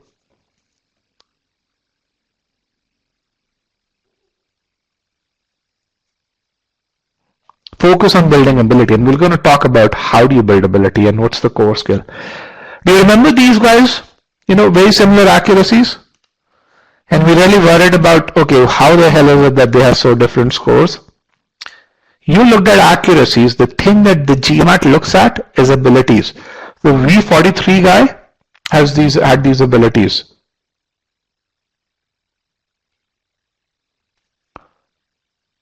The V32 guy had these abilities overall. And when you look at them through the lens of ability, which is the lens that the GMAT uses, you can really see that they are really different, right? The V43 guy looks a lot more accomplished.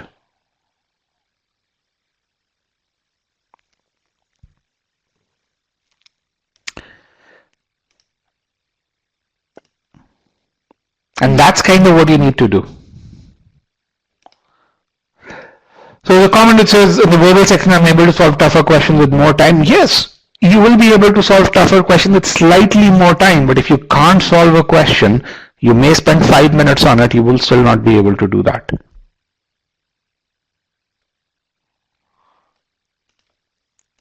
Okay, and that's something that I want you to take away from this. So Ace in the GMAT is all about building that ability. All of these other things can come in the end.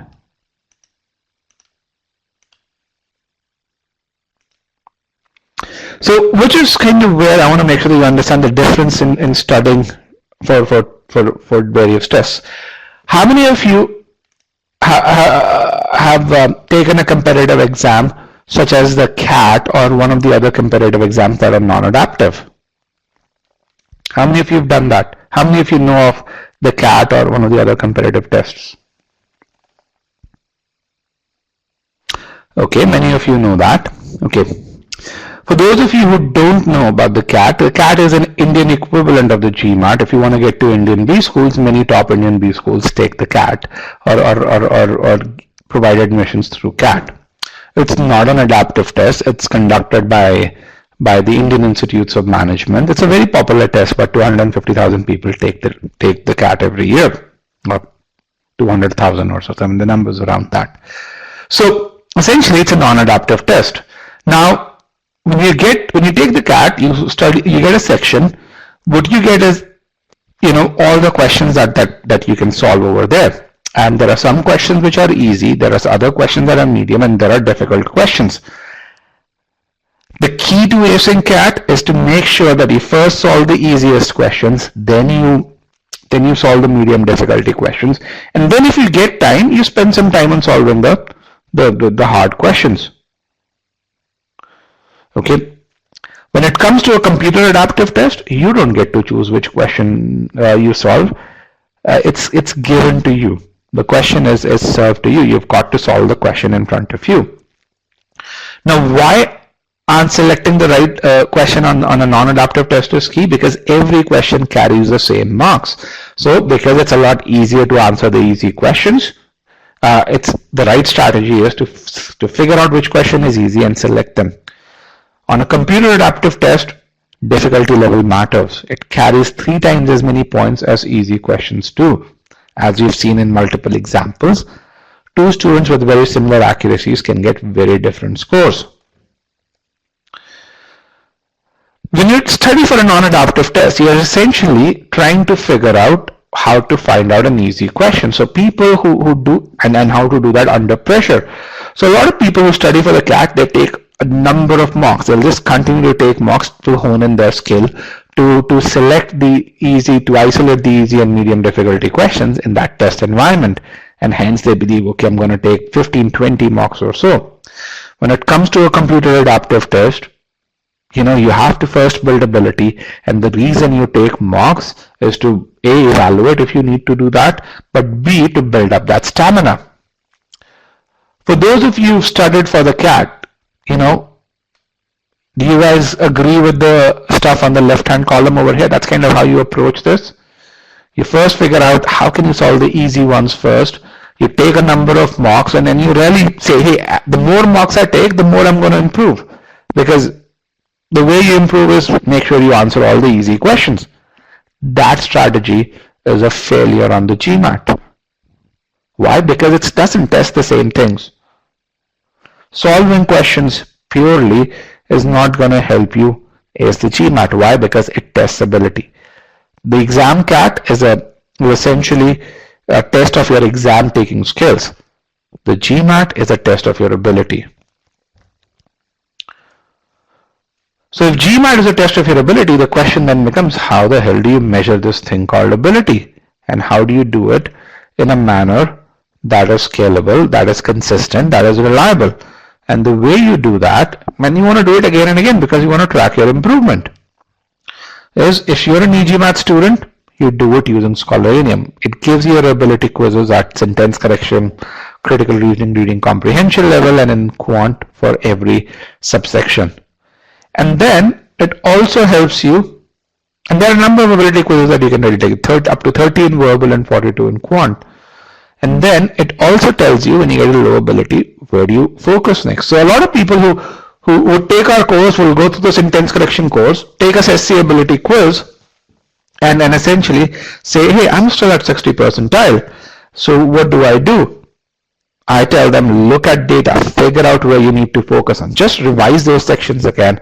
And I've seen people go from 50 percentiles, 55 percentile to 85 percentile in 2 days. Why? Because of the isolation and because the sugar is there. They already have in it. You just need to refine a few areas that where they faltered.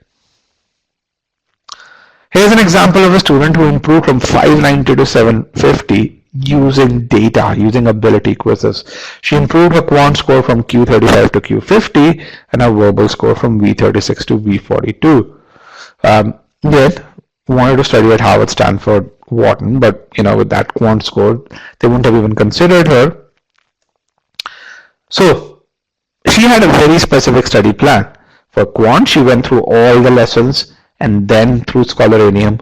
For verbal, she just started using Scholaranium and then only referred to the lessons as needed because she's already at an 80 percentile on verbal.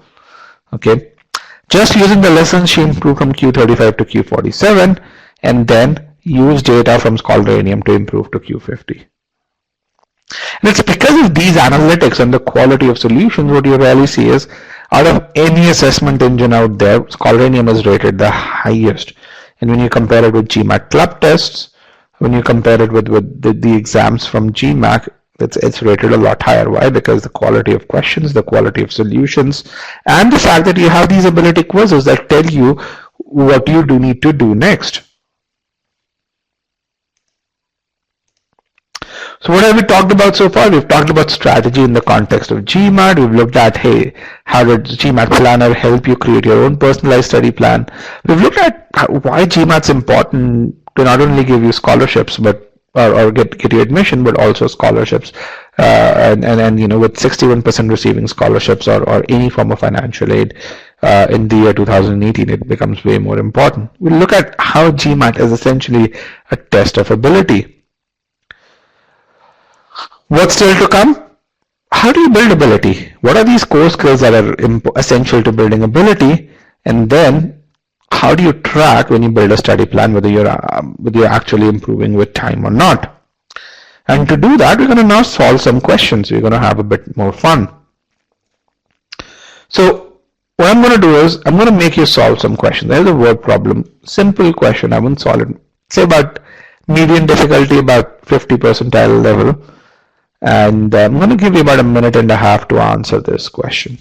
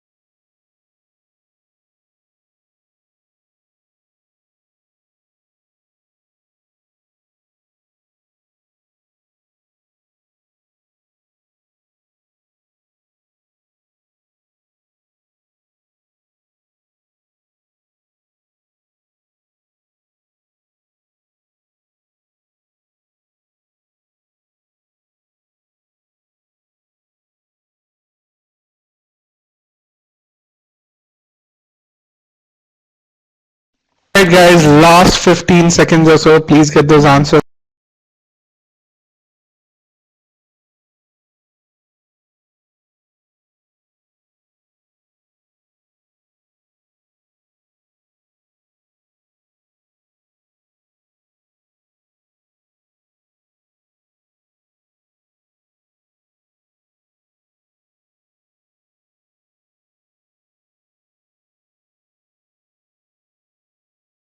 All right, 5, 4, 3,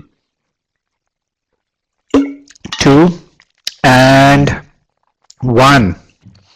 Guys, you are in this webinar, and then the best way to make the most out of this webinar is by participating. I see very few of you participating in this webinar. It'd be great if I could get a few more responses to the questions that I pose over here. Let me end the poll. Let me broadcast the results. So 81% of you answered it correctly, which by the way is probably the highest percentage of students that have ever answered this particular question correctly. So you guys definitely are a smarter bunch. Now, how did you solve this question? 96% of you say that you solved this question by making equations. And that's really good. Why? Because making equations is the most fundamental way to solving this question. I can argue with you as someone who's a quant whiz that number substitution is probably a slightly faster way. But many of you would say that making equations is a much more consistent way. It gets you the right answers, and it's evident from the fact that you guys, 81% of you have answered this question correctly. Now, the reason we're able to do this very well is because our brain's wired to do it by making equations. The moment you rarely see, okay, Jacob is now 12 years younger than Michelle, equations start forming in your brain. You rarely say m is equal to j plus 12. That happens automatically. Am I correct? That just happens in our brain. We've been used to doing this since 6th grade or so. Okay. Now the same doesn't happen in verbal, and because it doesn't happen in verbal, we try and look for tricks to answer questions, and we need to kind of build those connections in our brain, or build that wiring in our brain, so that the same thing happens with verbal as well. And we're going to really see what are these core skills that help us build those connections, and why are they important if you want to get to that 760 score. By the way, this is a solution for those of you who made a mistake.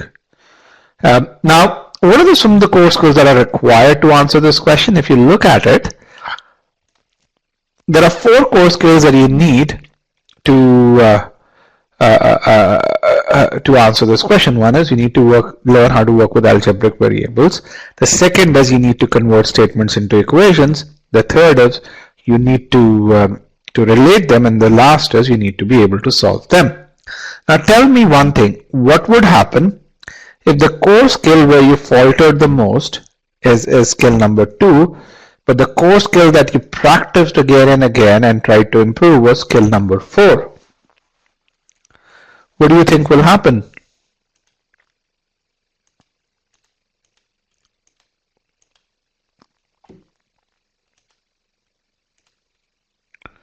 What do you think if the skill that you lacked was skill number 2, but the skill that you practiced again and again was skill number 4? It will lead to futile attempts. Would you improve?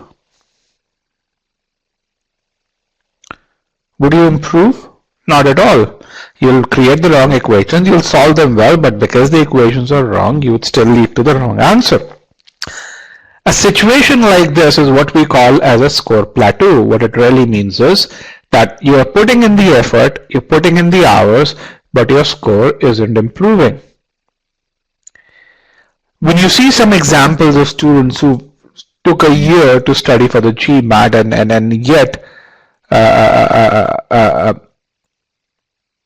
are unable to improve, and by the way, how many of you have seen examples, such examples where, hey, students have struggled for the GMAT for a year, or took a year to really get to a certain score, and then say, hey, acing the GMAT's really hard?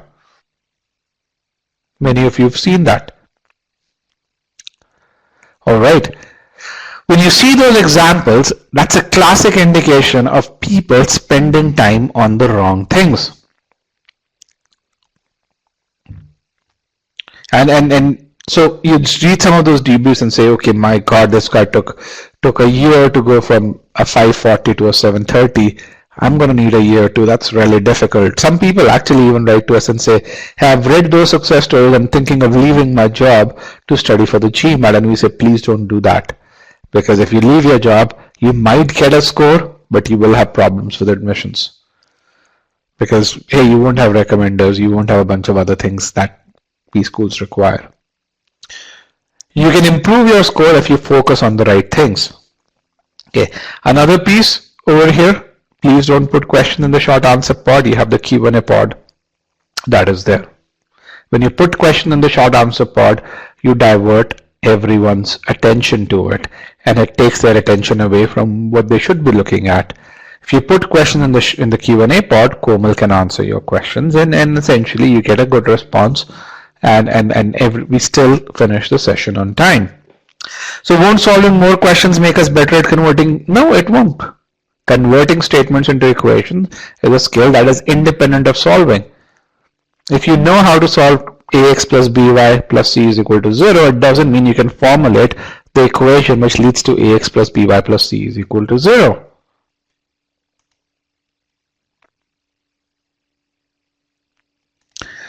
Another piece which a lot of people kind of not realize is, the way a lot of those skills, so when you study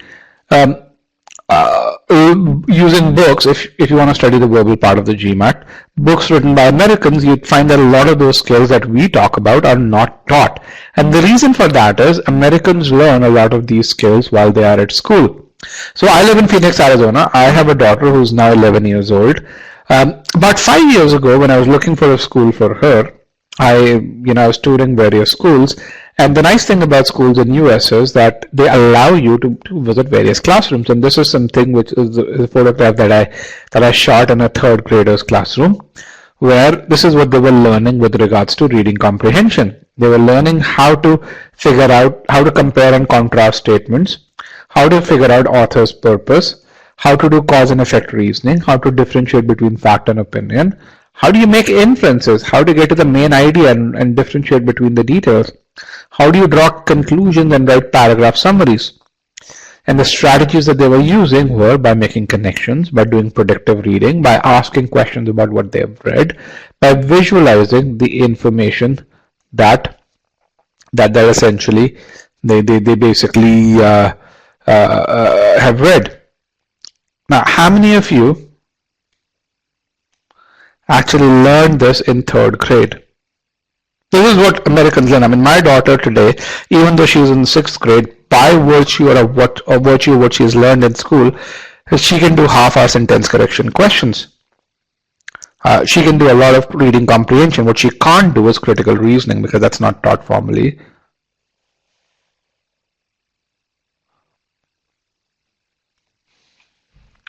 Okay, and that's something which you have to really realize, that there are skills that you will find that you still need to work on even beyond what you find in the most comprehensive prep books, because those prep books are not written for non-native speakers. Okay, with that, let's understand some of the core skills that are required for GMAT verbal. And to do that, what I'm going to do is I'm going to actually have you solve a bold-faced question, and I'm going to give you ample amount of time. Let me just put in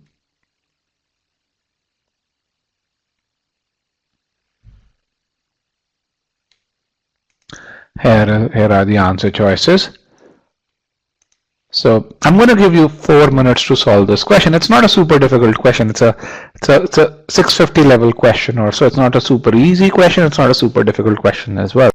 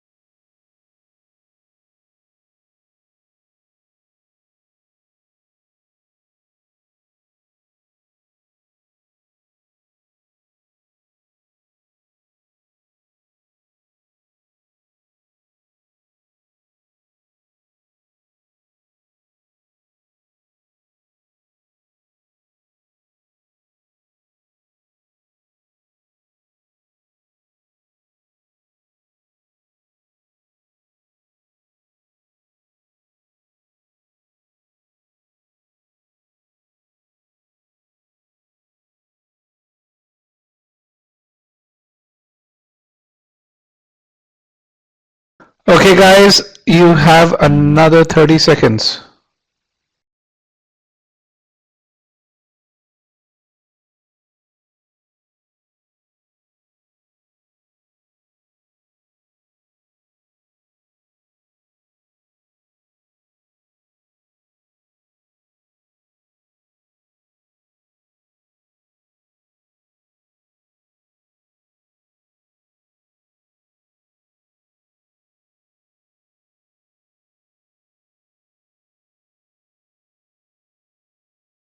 Last 10 seconds, guys.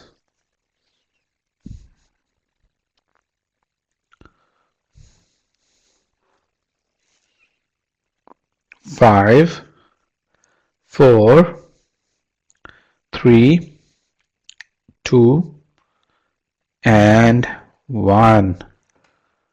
Let me end the poll. And I'm going to broadcast the results. What you see over here is 45% of you chose choice C, which is the most popular choice. The next most popular choice is choice D, and choices A and E are equally popular. And then choice B is somewhat popular as well. Let's get a few more responses. So, how did you solve this question? How did you solve this question? What did you do in step 1? What did you do in step 2, step 3, and so on and so forth?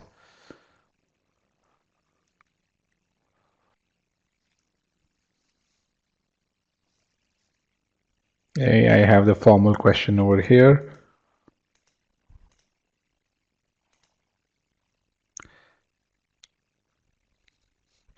Read the question first, read and analyze. Can I get a few more responses? But leaving the least possible questions. Okay, eliminating, I think, is what you meant. Read the passage and chose the most likely option. All right. Read the question first. Great. Okay. So essentially at e-GMAT, here's how we go about solving this question. We first read the argument and classify each statement in the argument. Then what we do is we create a logical structure. And to do the logical structure, we start with the main conclusion and then figure out how each statement is related to the main conclusion. Then we pre-think what each of the bolded statement means, and then we simply look at the option statements and then eliminate the ones that don't make sense. And if you do this right, you'll only be left with one statement towards the end. Okay, so here is how we go about doing this. Stock prices of companies that exceed $100 billion in revenue, also called extremely large caps, rarely beat the market over a 5-year period. What is this thing? This statement is an observation. The author is telling you, it's a statement by the author. He's telling you there are these companies that have $100 billion in revenue and they rarely beat the market with regards to the stock prices over a 5-year period. It's a fact. It's something that you're not going to question. It's a data point that the author provides to you. Then he says it's commonly thought that this happens because the company is too big to grow faster than the overall market. Now, if I ask most people, even though this is not tested in the argument, that what is this? They'll say that this entire statement over here is essentially a claim. But when you look at this entire statement, it actually is a fact or it's a data point. But when you look at the portion that is underlined, that is a belief or a claim, and the reason why this belief is put in place is to explain fact A. So there are people who think that the reason why these companies don't beat the market is because they're too big to grow faster than the overall market. They say, hey, this is really too big. Okay, now why is it that this is the overall statement is a fact whereas it has a belief which is hidden into it? Let's kind of understand that because some of you may be confused. What is a general definition of a fact? A fact is something which in the context of an argument you don't question, you take it as is. An opinion is when the author presents a piece of information that someone thinks, or by definition when someone thinks about something it is questionable. Okay. Case in point, the author tells you it's 15 degrees outside. You know, it usually is a fact because it can be proven, it's a data point. whereas it is cold outside of someone's opinion. Two different people may have different opinions of what is cold. Similarly, when you look at a statement which says, according to Business Week, Wharton's better than Harvard, and if in a critical reasoning argument you're given this entire statement, that's a fact. Why? Because you are not going to question what Business Week said. If the author says, according to Business Week, Wharton is better than Harvard, you're not going to question, and you're not going to tell the author, no author, I don't think according to Business Week, Wharton is better than Harvard. What you may question is whether Business Week's opinion is actually something that you agree with or not, or whether Wharton is actually better than Harvard or not. So can you guys really see why this entire statement is a fact, whereas the bolded part is essentially an opinion or a claim? Opinion, claim, belief, they're all in the same bucket. They can be used interchangeably.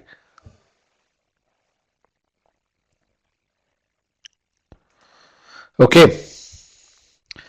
So when you look at this statement, it is commonly thought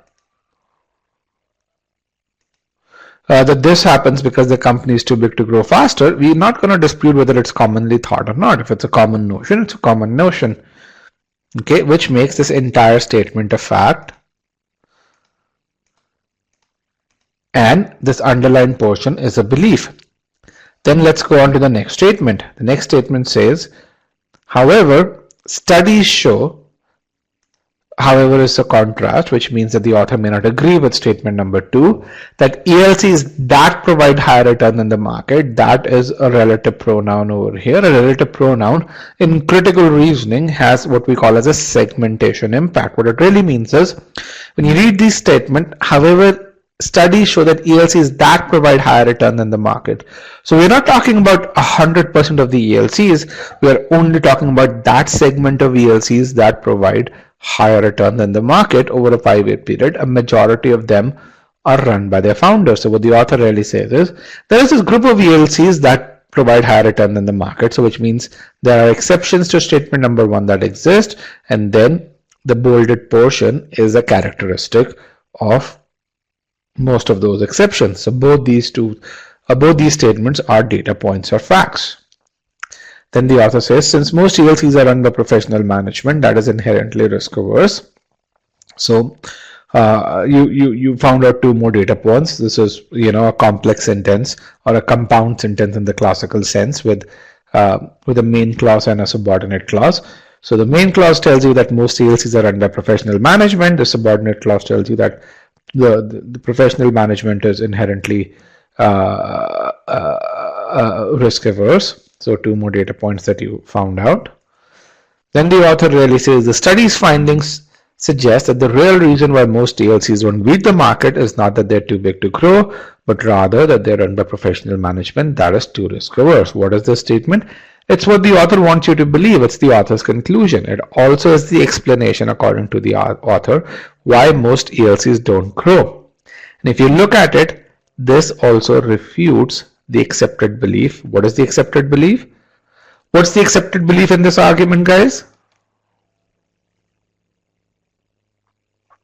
What is the accepted belief?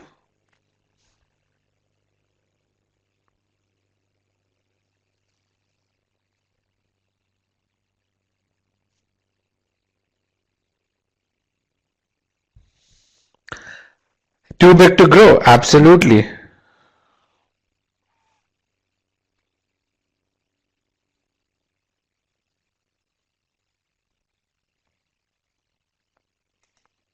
Okay, so let's kind of analyze this overall. That's great.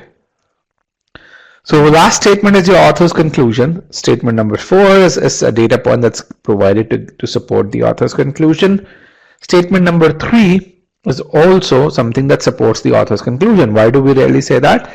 Because this bolded portion, a majority of them run by their founders, makes the author's conclusion more believable. Without this data point, a majority of them run by their founders, the author would not be able to make his conclusion that the real reason why most ELCs don't grow is not because they're too big to grow, but because they're under professional management that is too risk averse. Okay. Statement number 1 is a data point on which the general belief about ELCs is based. Statement number 2 includes the general belief about ELCs. This is what we call as a logical structure of the argument. Is that clear?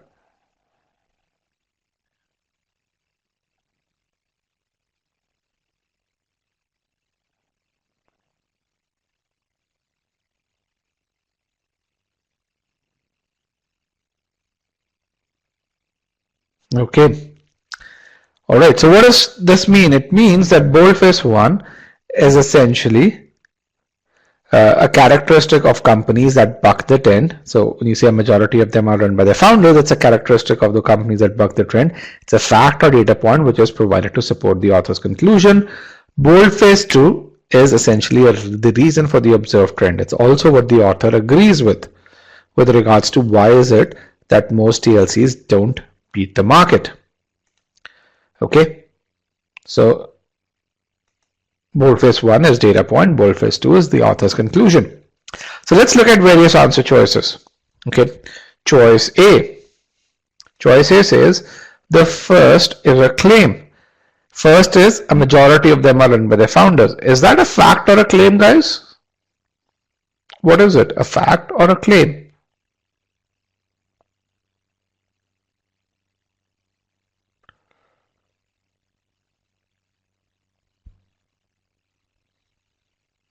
It is a fact. Because it's a fact, basically say that doesn't work for me, which is why choice A will actually be wrong. It further goes on to say the accuracy of which is at issue in the argument, which means that according to this we dispute the accuracy of a majority of them as run by their founders.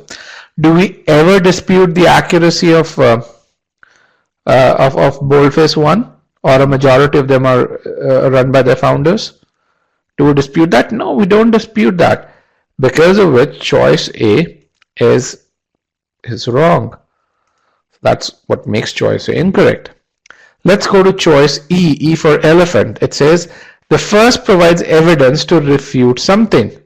What is that something? An explanation that the argument favors. Does anyone know what is another term for an explanation that the argument favors? What's another way to say the same thing? An explanation that the argument favors. It means a conclusion. Yes. Who said that? Soumya. Yes, you're absolutely correct. It means conclusion.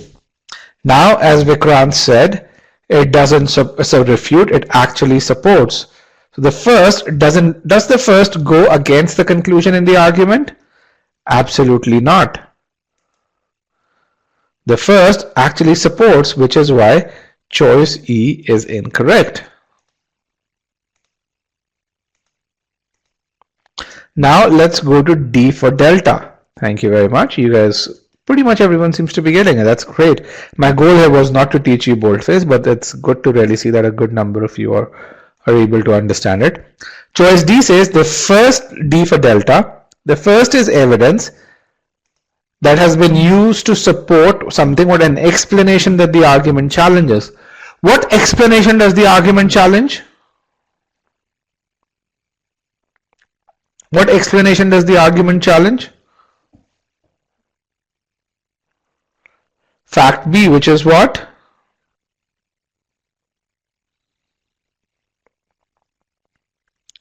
That ELCs are too big to grow. Yes, too big to grow. Or companies can't grow. Yeah, very good.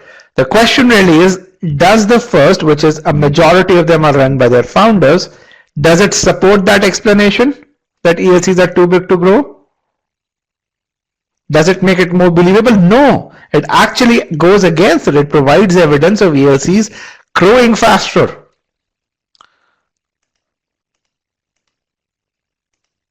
Because it doesn't support, choice D for delta is wrong. Which brings me to our correct answer, which is choice C, which is about 48% of you chose, which is the first is evidence. Let me just put in the right markers that has been used to support an explanation that the argument favors, which is our main conclusion. The first definitely supports that. The first is a fact, which can be used as an evidence. And what is the second? The second is that explanation, which is the conclusion. All parts of choice C are correct, which means choice C is correct too. So, why did we do this example? We did this example to make sure we understand what? Does anyone remember? Why did we solve this question? We were talking about the GMAT.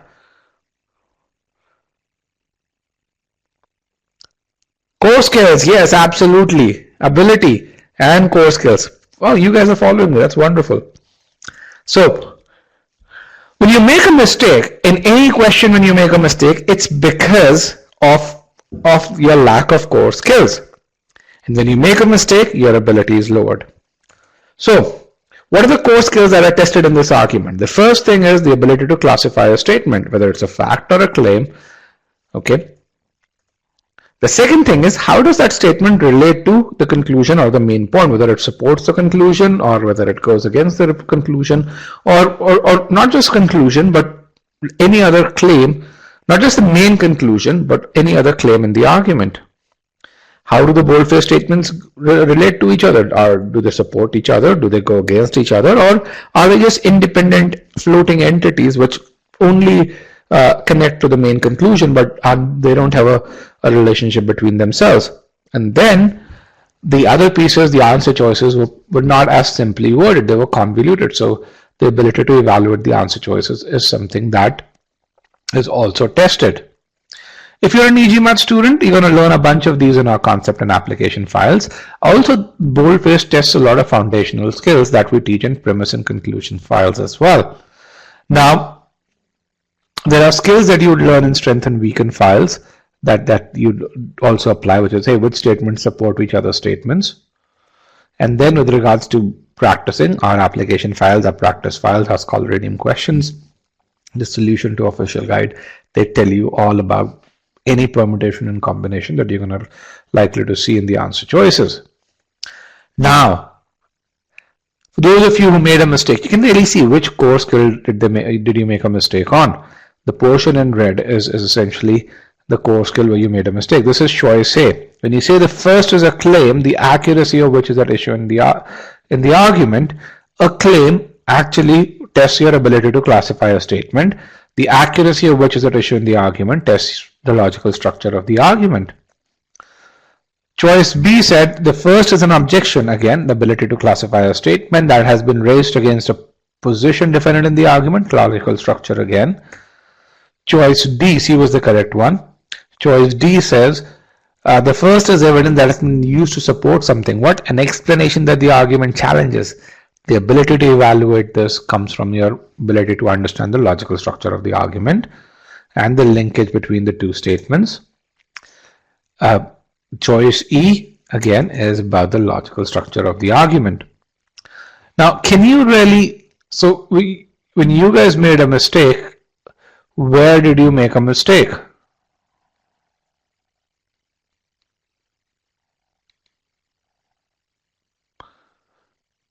Where did you make a mistake? I mean, which core skill do you think you faltered on? 1, 2.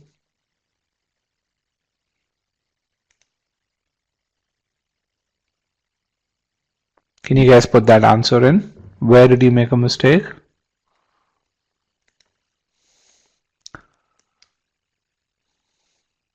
One and two both. Some of you would make a mistake on both. And again, I think just to really get some statistical data point,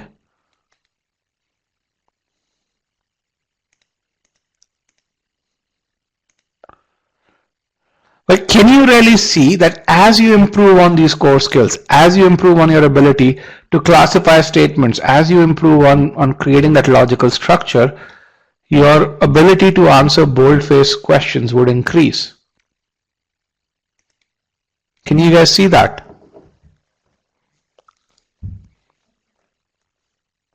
Can you see as you do that? And that's kind of the thing, that's kind of the essence of it. That's where, as you improve your core skills, your ability automatically improves. You can also really see that improving on one core skill doesn't have a direct impact on improving the other. If you get better at classifying the statements, you probably won't get better automatically at creating the logical structure of the argument. That's a different and an independent core skill. Okay, so when it comes to answering a question type correctly, you need to be able to identify the core skill that it tests and make sure when you make a mistake, you understand where and why you made a mistake. Now, the beauty of this is, a lot of the question types in critical reasoning have shared core skills. As you get better at creating a logical structure, you'll get better at a number of argument-related questions and assumption, strengthen, weaken, evaluate, in fact, even paradox. So as you get better in those areas, you get better in boldface automatically. But the ability to classify a statement is a unique core skill that is explicitly tested just in boldface questions. So let's just summarize. We're now coming towards the end of this webinar. When it comes to getting to that 760 score, make sure you have the right judgment of how much time do you need. Use GMAT planner, and if you have your starting abilities, to get to the exact time. Even when you don't have the starting abilities, GMAT planner can give you a really good estimate to get to those to give you a reliable estimate of I'd call that an 80% estimate of how much time you need. Define your target quant and target verbal scores and the amount of time that you need. Again, GMAT planner can help you do that. Figure out the resources. A lot of people think I'm going to practice, and practice. As I talked about with regards to the CAT, just practicing is not going to help you as the GMAT. GMAT's a test of ability. Don't do OG in the beginning. OG is not a skill building guide. The purpose of the official guide is to tell you the kind of questions you're likely to see. But by solving those questions, your ability doesn't improve. You're not able. 90+% of the people are unable to build core skills. And then, as you're studying, make sure you measure your ability, assess your progress every 30 to 40 hours. And again, as I showed in the numerous success stories, use data to figure out your weaknesses and fix those weaknesses. So, how do you make the most of e-GMAT courses and do that in a trackable fashion? The thing that you have to understand is your GMAT score is actually a very predictable entity. Your GMAT score is composed of your verbal and quant scores. Your verbal and quant scores are composed of various subsectional scores. So on the verbal, you have SCCR and RC scores. On the quant, you have arithmetic and algebra scores. So essentially, when you understand this, what you really see is acing the GMAT is not a black box. It's not rocket science. It's actually very measurable and predictable. If you measure your improvement at that subsectional level, you can actually predict your target GMAT score. And we do that. It's kind of how our courses are designed. That's why we call this a private tutoring based architecture. And we track our improvement. So even though we provide the guarantees of +4 and +3 points, an average e-GMATer improves by about 75 points on quant and 45 points on verbal, which is 75 points on verbal, which is equivalent to about 10 points on a scale of 60, and 45 points on quant, which is equivalent to about 6 points. Now, why the lower improvement on quant? Because most students who join our courses are at a Q42 or so. People who actually join at a Q35 improved by as much as 14 to 15 points on quant. And we actually track this improvement. We give you the tools to track this improvement. We give you the guarantee overall. When you compare us with many of the other prep companies, you'd find us, they don't provide the guarantee. I mean, they'll really say if your score doesn't improve, you can take the course again. It's not a refund guarantee. They don't even track this improvement. And the reason for that is they built around the traditional test prep architecture, which is ill-suited to tracking this. What is this traditional test prep architecture? When you join a traditional test prep, you basically get a bunch of videos or a bunch of books that you go through them. Now, these videos are not trackable videos. 80% of your learning happens over there. And then there's no way to ensure that a student learns in these videos. Then you go to a classroom where you study with an instructor, and 20% of your learning happens over there. Again, many instructors don't have the tools to assess how various students are doing. If you've not learned the right foundation, going to the classroom is not going to be very useful. You attend a bunch of classroom sessions, and then the first time you get an assessment of your preparation is when you take mocks. When you do that, you get a score, you get a quant and a verbal score, and you get a score of 800. But then when you ask yourself, where do I focus, there's very limited integration with the course, and this onus of analysis, more often than not, is completely with the student. In other words, when you think about, hey, how does this architecture align with that of the GMAT? The only alignment that you really see is at that mock test level. There's essentially very little feedback at various preparation stages, and what this leads to is when you study, it leads to a lot of rework. You've got to go through the course material multiple times. It leads to students getting frustrated because even when you take a mock test, you don't know what to do next. The direction is missing, and a number of people give up. They accept that 640, 650 score. They accept, studying at a 50th rank school and essentially say, I need to do an MBA and so on and so forth. When we created the e-GMAT course, and we essentially, the first version of our platform was created with just $10,000 worth of investment. We wanted to make sure, and a lot of sweat equity, by the way, we wanted to make sure that we build a system that is trackable. So every learning nugget that we built was built with this private tutoring architecture in mind, where we said, hey, we're going to teach you concepts, but we're going to evaluate you right then with concepts. Then we're going to teach you how to apply those concepts. And then once we teach you concepts and application, we're going to evaluate you independently on that as well. And that's something that you see in our course architecture today, which, our platform today has had upwards of $3 million of investment, where you see video lessons, you see the evaluation over there, you see application, you see the evaluation over there, you see the practice files, and you see the evaluation over there.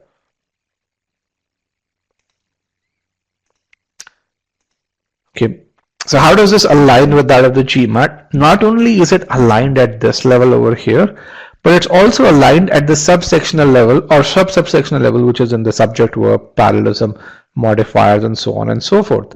So if you do well in subject, verb, if you do well in verbs, pronouns, modifiers, parallelism, comparison, there's no reason why you wouldn't do well in sentence correction. The key thing is, you don't get to that 90 percentile score simply by studying, but you need to focus on perfecting, and this architecture is designed to help you get to that level of perfection. And which is, again, you see another example of a student who went from 40 percentile to 90 percentile. She faltered in SC in her first attempt. She was at 40 percentile, but in her final attempt, when she scored 760, she was at 99 percentile.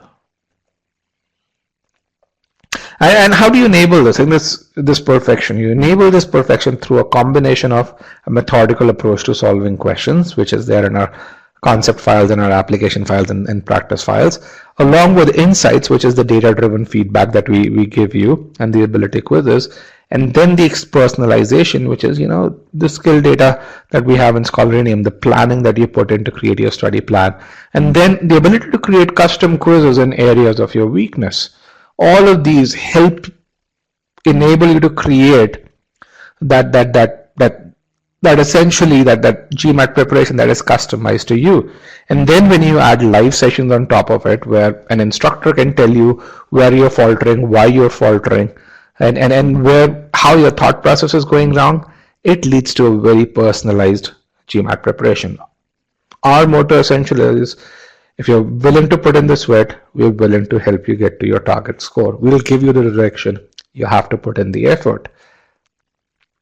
And again, here's another example. I showed the subject verbs module. Here's the verbs module, where you can really see, hey, you learn concepts, you actually learn application, you learn more advanced concepts, and then you learn application again. And you get assessment at each and every stage.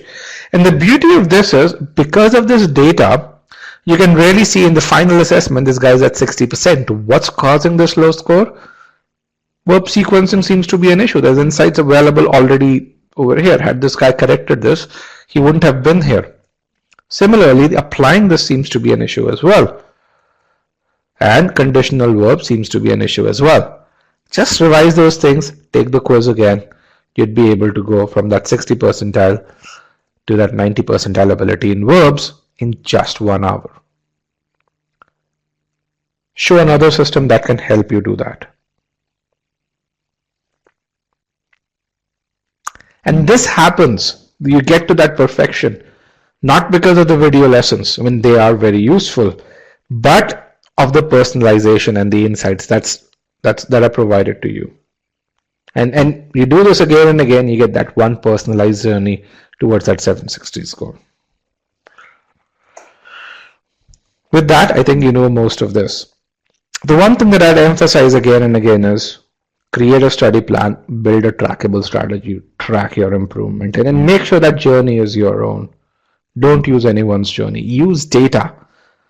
If you don't use data, you're going to spend a year getting to that 760 score. If you use data, you're going to get there in 2 to 3 months. If you need help with courses, if you need help defining your strategy, you're welcome to write to me at rajat@e-gmat.com. Once again, I want to thank everyone for attending this webinar. It was a pleasure conducting this webinar.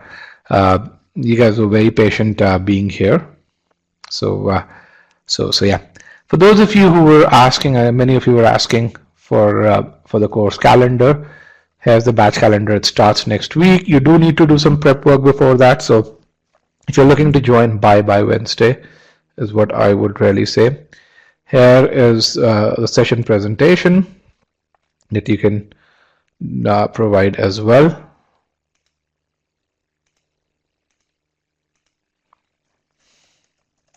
And again, if you can provide some feedback on this webinar, that would be really helpful too on this short answer part. And while you do that, I can look at some questions that were put in the Q&A pod that are still pending.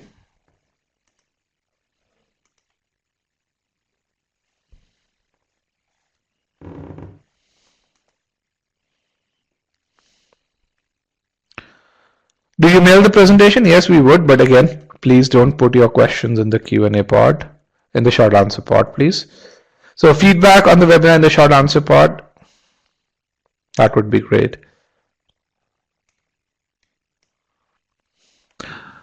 Okay, Samya says, I have 3 questions. First, my test is on the 10th of May, which is in about a month and a half. I'm almost through with all my lessons and quizzes. After a little practice in Scholarinium, I'll be good to go for mocks. I haven't attempted any mocks with the e-GMAT course.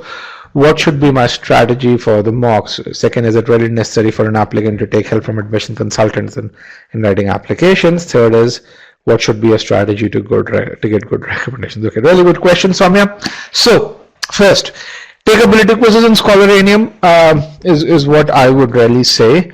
And take enough so that you get to those ability scores. Don't take mock tests till you're within 5 to 7 percentiles of your ability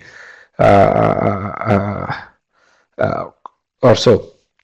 Then essentially after that, the mocks that we recommend are GMAT prep mocks. So that's what I would recommend that you take. If you do this right, you should need about 3 to 4 mocks, no more than that. The nice thing about this is because you have, I'm hoping you have both quant and verbal Scholarinium, and because of, I mean, the verbal Scholarinium today has equivalent number of questions to about 15 full-length mocks or so. So you can really, using the custom quiz engine, simulate the mock test over there. So step 1, take ability quizzes, custom quizzes, get to your ability scores in individual subsections. Step 2, simulate a mock test using the custom quiz engine in both quant and verbal side of things, and you'd be able to take 3 or 4. Step 3, GMAT prep mocks, take 3, and then you shouldn't need more than 3.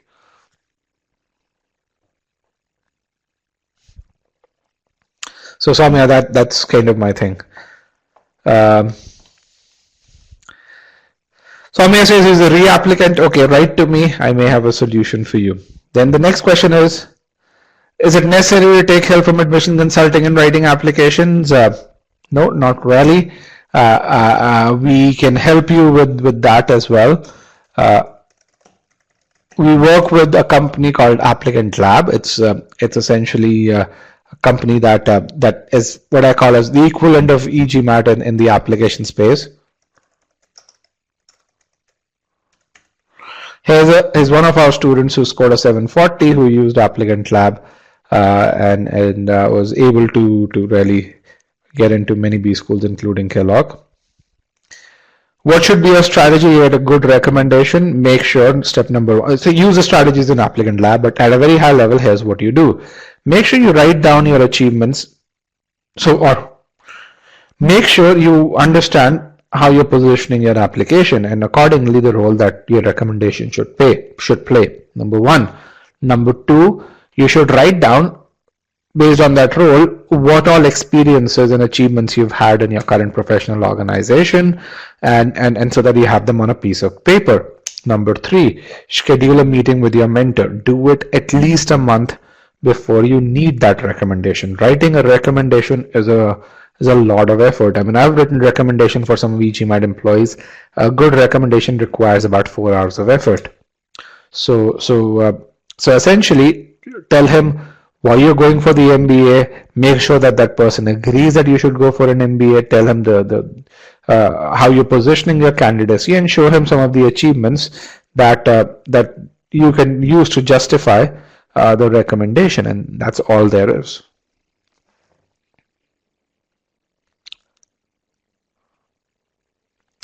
Komal says, is there an EMI option? No, we don't have an EMI option, unfortunately, Komal, right now. But we do have, you can start with a smaller course and then upgrade, and we actually have a very flexible upgrade policy. So just write to us at roger@e-gmat.com, and again, we can help you with that.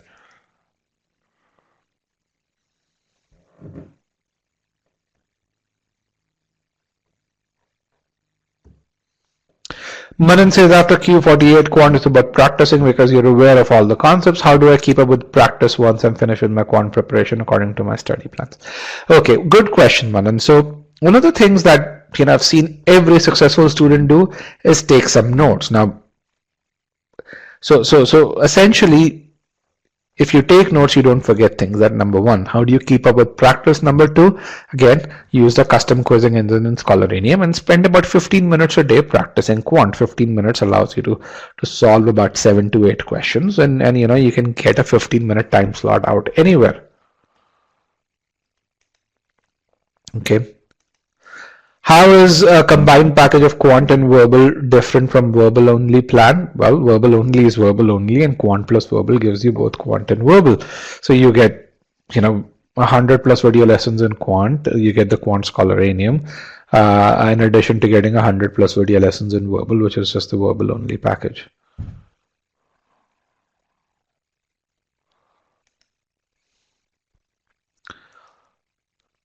Which mock do you suggest in order to input proper information in GMAT Planner? That's a great question, Nayeli. And that's a question where if you're a retaker, you get all that information. If you're not a retaker, unfortunately, the GMAT does not provide any ability scores in your SCCR and RC. So if you're not a retaker, what I really recommend is that you take our diagnostics, which we provide, or one of our ability quizzes that provide all of that. If you can't even do that, and you want to get an approximate study plan, then what I would really say is put in your quant and verbal scores. And when you put in your quant and verbal scores, most people have some sort of a feel about, okay, the relative strengths between SCCR and RC and arithmetic and algebra. So accordingly, change the sliders in GMAT Planner, and you'll get a really good estimate. So those are 3 things. And so we will be releasing our mock tests that provide ESR-like feedback to you that give you that, but they're still about a month away. So yeah. So till then, you can take our ability quizzes, you can take our diagnostic tests, or you can just put in, the relative strengths, and the planner would do. Where can you get the diagnostic test? If you're an e-GMAT student, you can go to your GMAT roadmap course, and that you'll have the diagnostic tests over there. Otherwise, Komal, if you can provide a link to the ability quizzes. For this one, I'm going to forward this question to you. that would be great.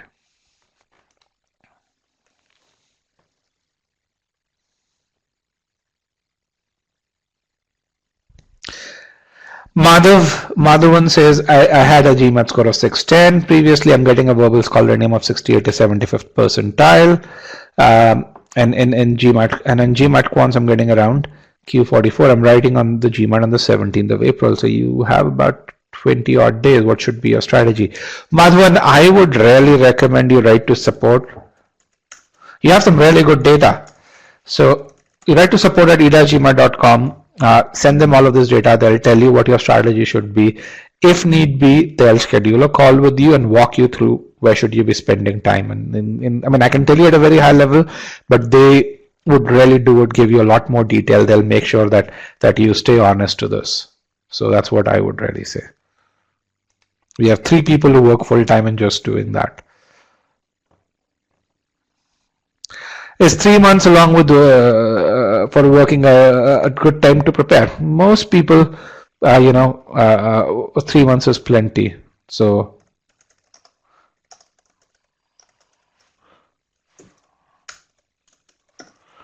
let me share the study plan with you. As a 3-month study plan to get to a 760. Is age a concern? It's not outside the scope, Varun. Is an age a concern for an MBA if you're 30 plus? The answer is not so much, and that's kind of the short answer. Here is an article that we wrote about this. The thing that you have to, the principle that you have to follow is if you are 30 plus, you have to justify that why an MBA is the right thing for you at this stage. Just as a data point, most B schools, the oldest student is 40 plus in the full-time MBA class. I visited UCLA Anderson in 2017. The oldest student in their full-time MBA class was 48 years old.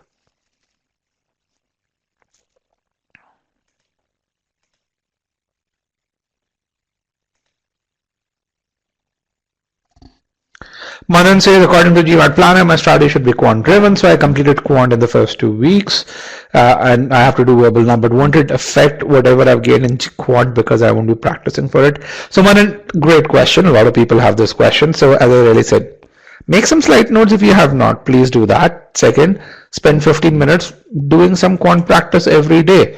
Number 3, the beauty of having Scholaranium is, let's say you do forget this, take a custom quiz with 35 questions. All sections, it'll tell you where you're faltering. Use that data and revise just those parts. Go to the relevant quant module. That's all that you need to do. You're going to forget a couple of things. You're going to forget 10%, but not a whole lot. And that's kind of the beauty of doing this in Scholaranium. The solutions over there, 9 out of 10 times would be enough for you to revise those concepts. That's why we do such detailed solutions. So just as a rule of thumb, the amount of time we spend to create one question plus solution is about 8 hours of SM time, including thinking about what skills to test in a question, creating that question, verifying that question, creating the solution, verifying the solution, then floating that question out to assess that question, and then modifying it the answer choices based on the data that we get for various answer choices. So do that, Manan. Leslie says, I want to buy the GMAT materials. You can buy them right from our website. I mean, go to the buy page, and I mean, pretty much all the information that you need is in the pricing and plan page. But if you still want to talk to an individual, you can just write to us. We can definitely schedule a call.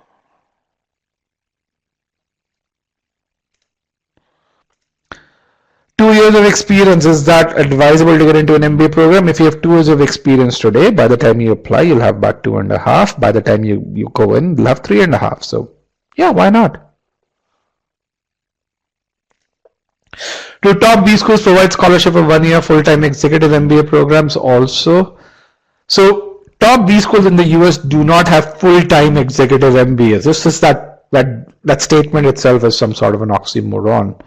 If you are an executive, you can't take 1 year off work. Okay, in India, if you these schools have full-time executive MBA programs, which kind of is a means to make money of people. Now, I'm not saying it's not useful, but essentially, if you are someone, the executive MBA programs in the US and in Europe are designed for people who have significant business knowledge but have certain gaps in their knowledge, and they want to fulfill those gaps. So it's a very different kind of audience. The executive MBA programs in India and a bunch of other places in Asia are designed for people who have 8-9 years of experience, who have very little business knowledge, and essentially, yeah. So in two different buckets. Now, regardless of whether you do an executive MBA from from the US or from India, you don't get scholarships. No, I have not heard of that.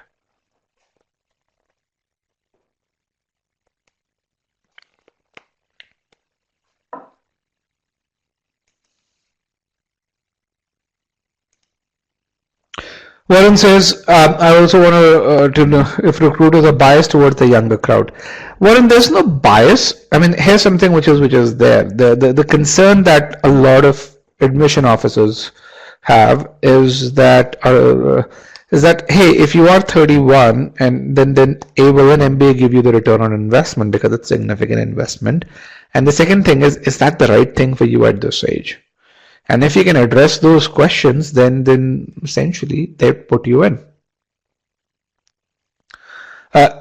Just as a side note, so when we go to those AIGAC conferences, one of the exercises that we have, which is a really popular exercise, is essentially that we become admission officers. So we are put into teams where we look at profiles of 5 students, and which will have different backgrounds, different nationalities, different GMAT scores.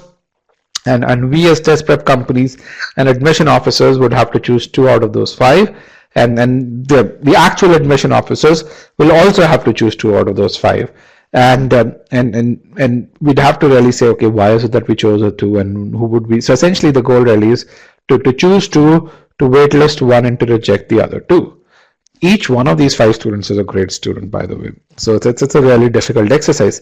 But I have not seen any admission officer reject a student saying purely because he's a 30-year-old student. So if other things are in line, they would still accept the 30-year-old guy if he or she meets the criteria. How important are IR and AWA to admission officers? AWA, quite important. Why? Because if you have a crappy AWA and you have a flawless application, it clearly is an indication that A, either you did not take it seriously enough, or B, that the application isn't written by you. IR, get a 6.0, don't mess up. I mean, it's not as important. I mean, anything beyond a 6.0 won't help you, but frankly, if you have a really low score, and you're going to a quant focus school, they might worry. And the other piece which is there is, hey, if you've done your quant and verbal well, IR and AW is probably about a day and a half of effort.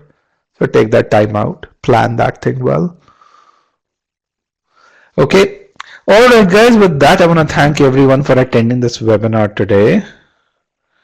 And so thank you very much. It was a pleasure.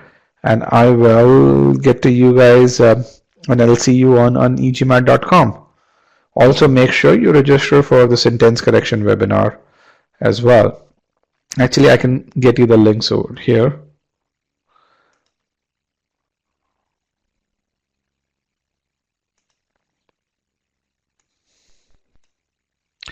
You can really click on and register for the sentence correction and the number properties webinar right from here.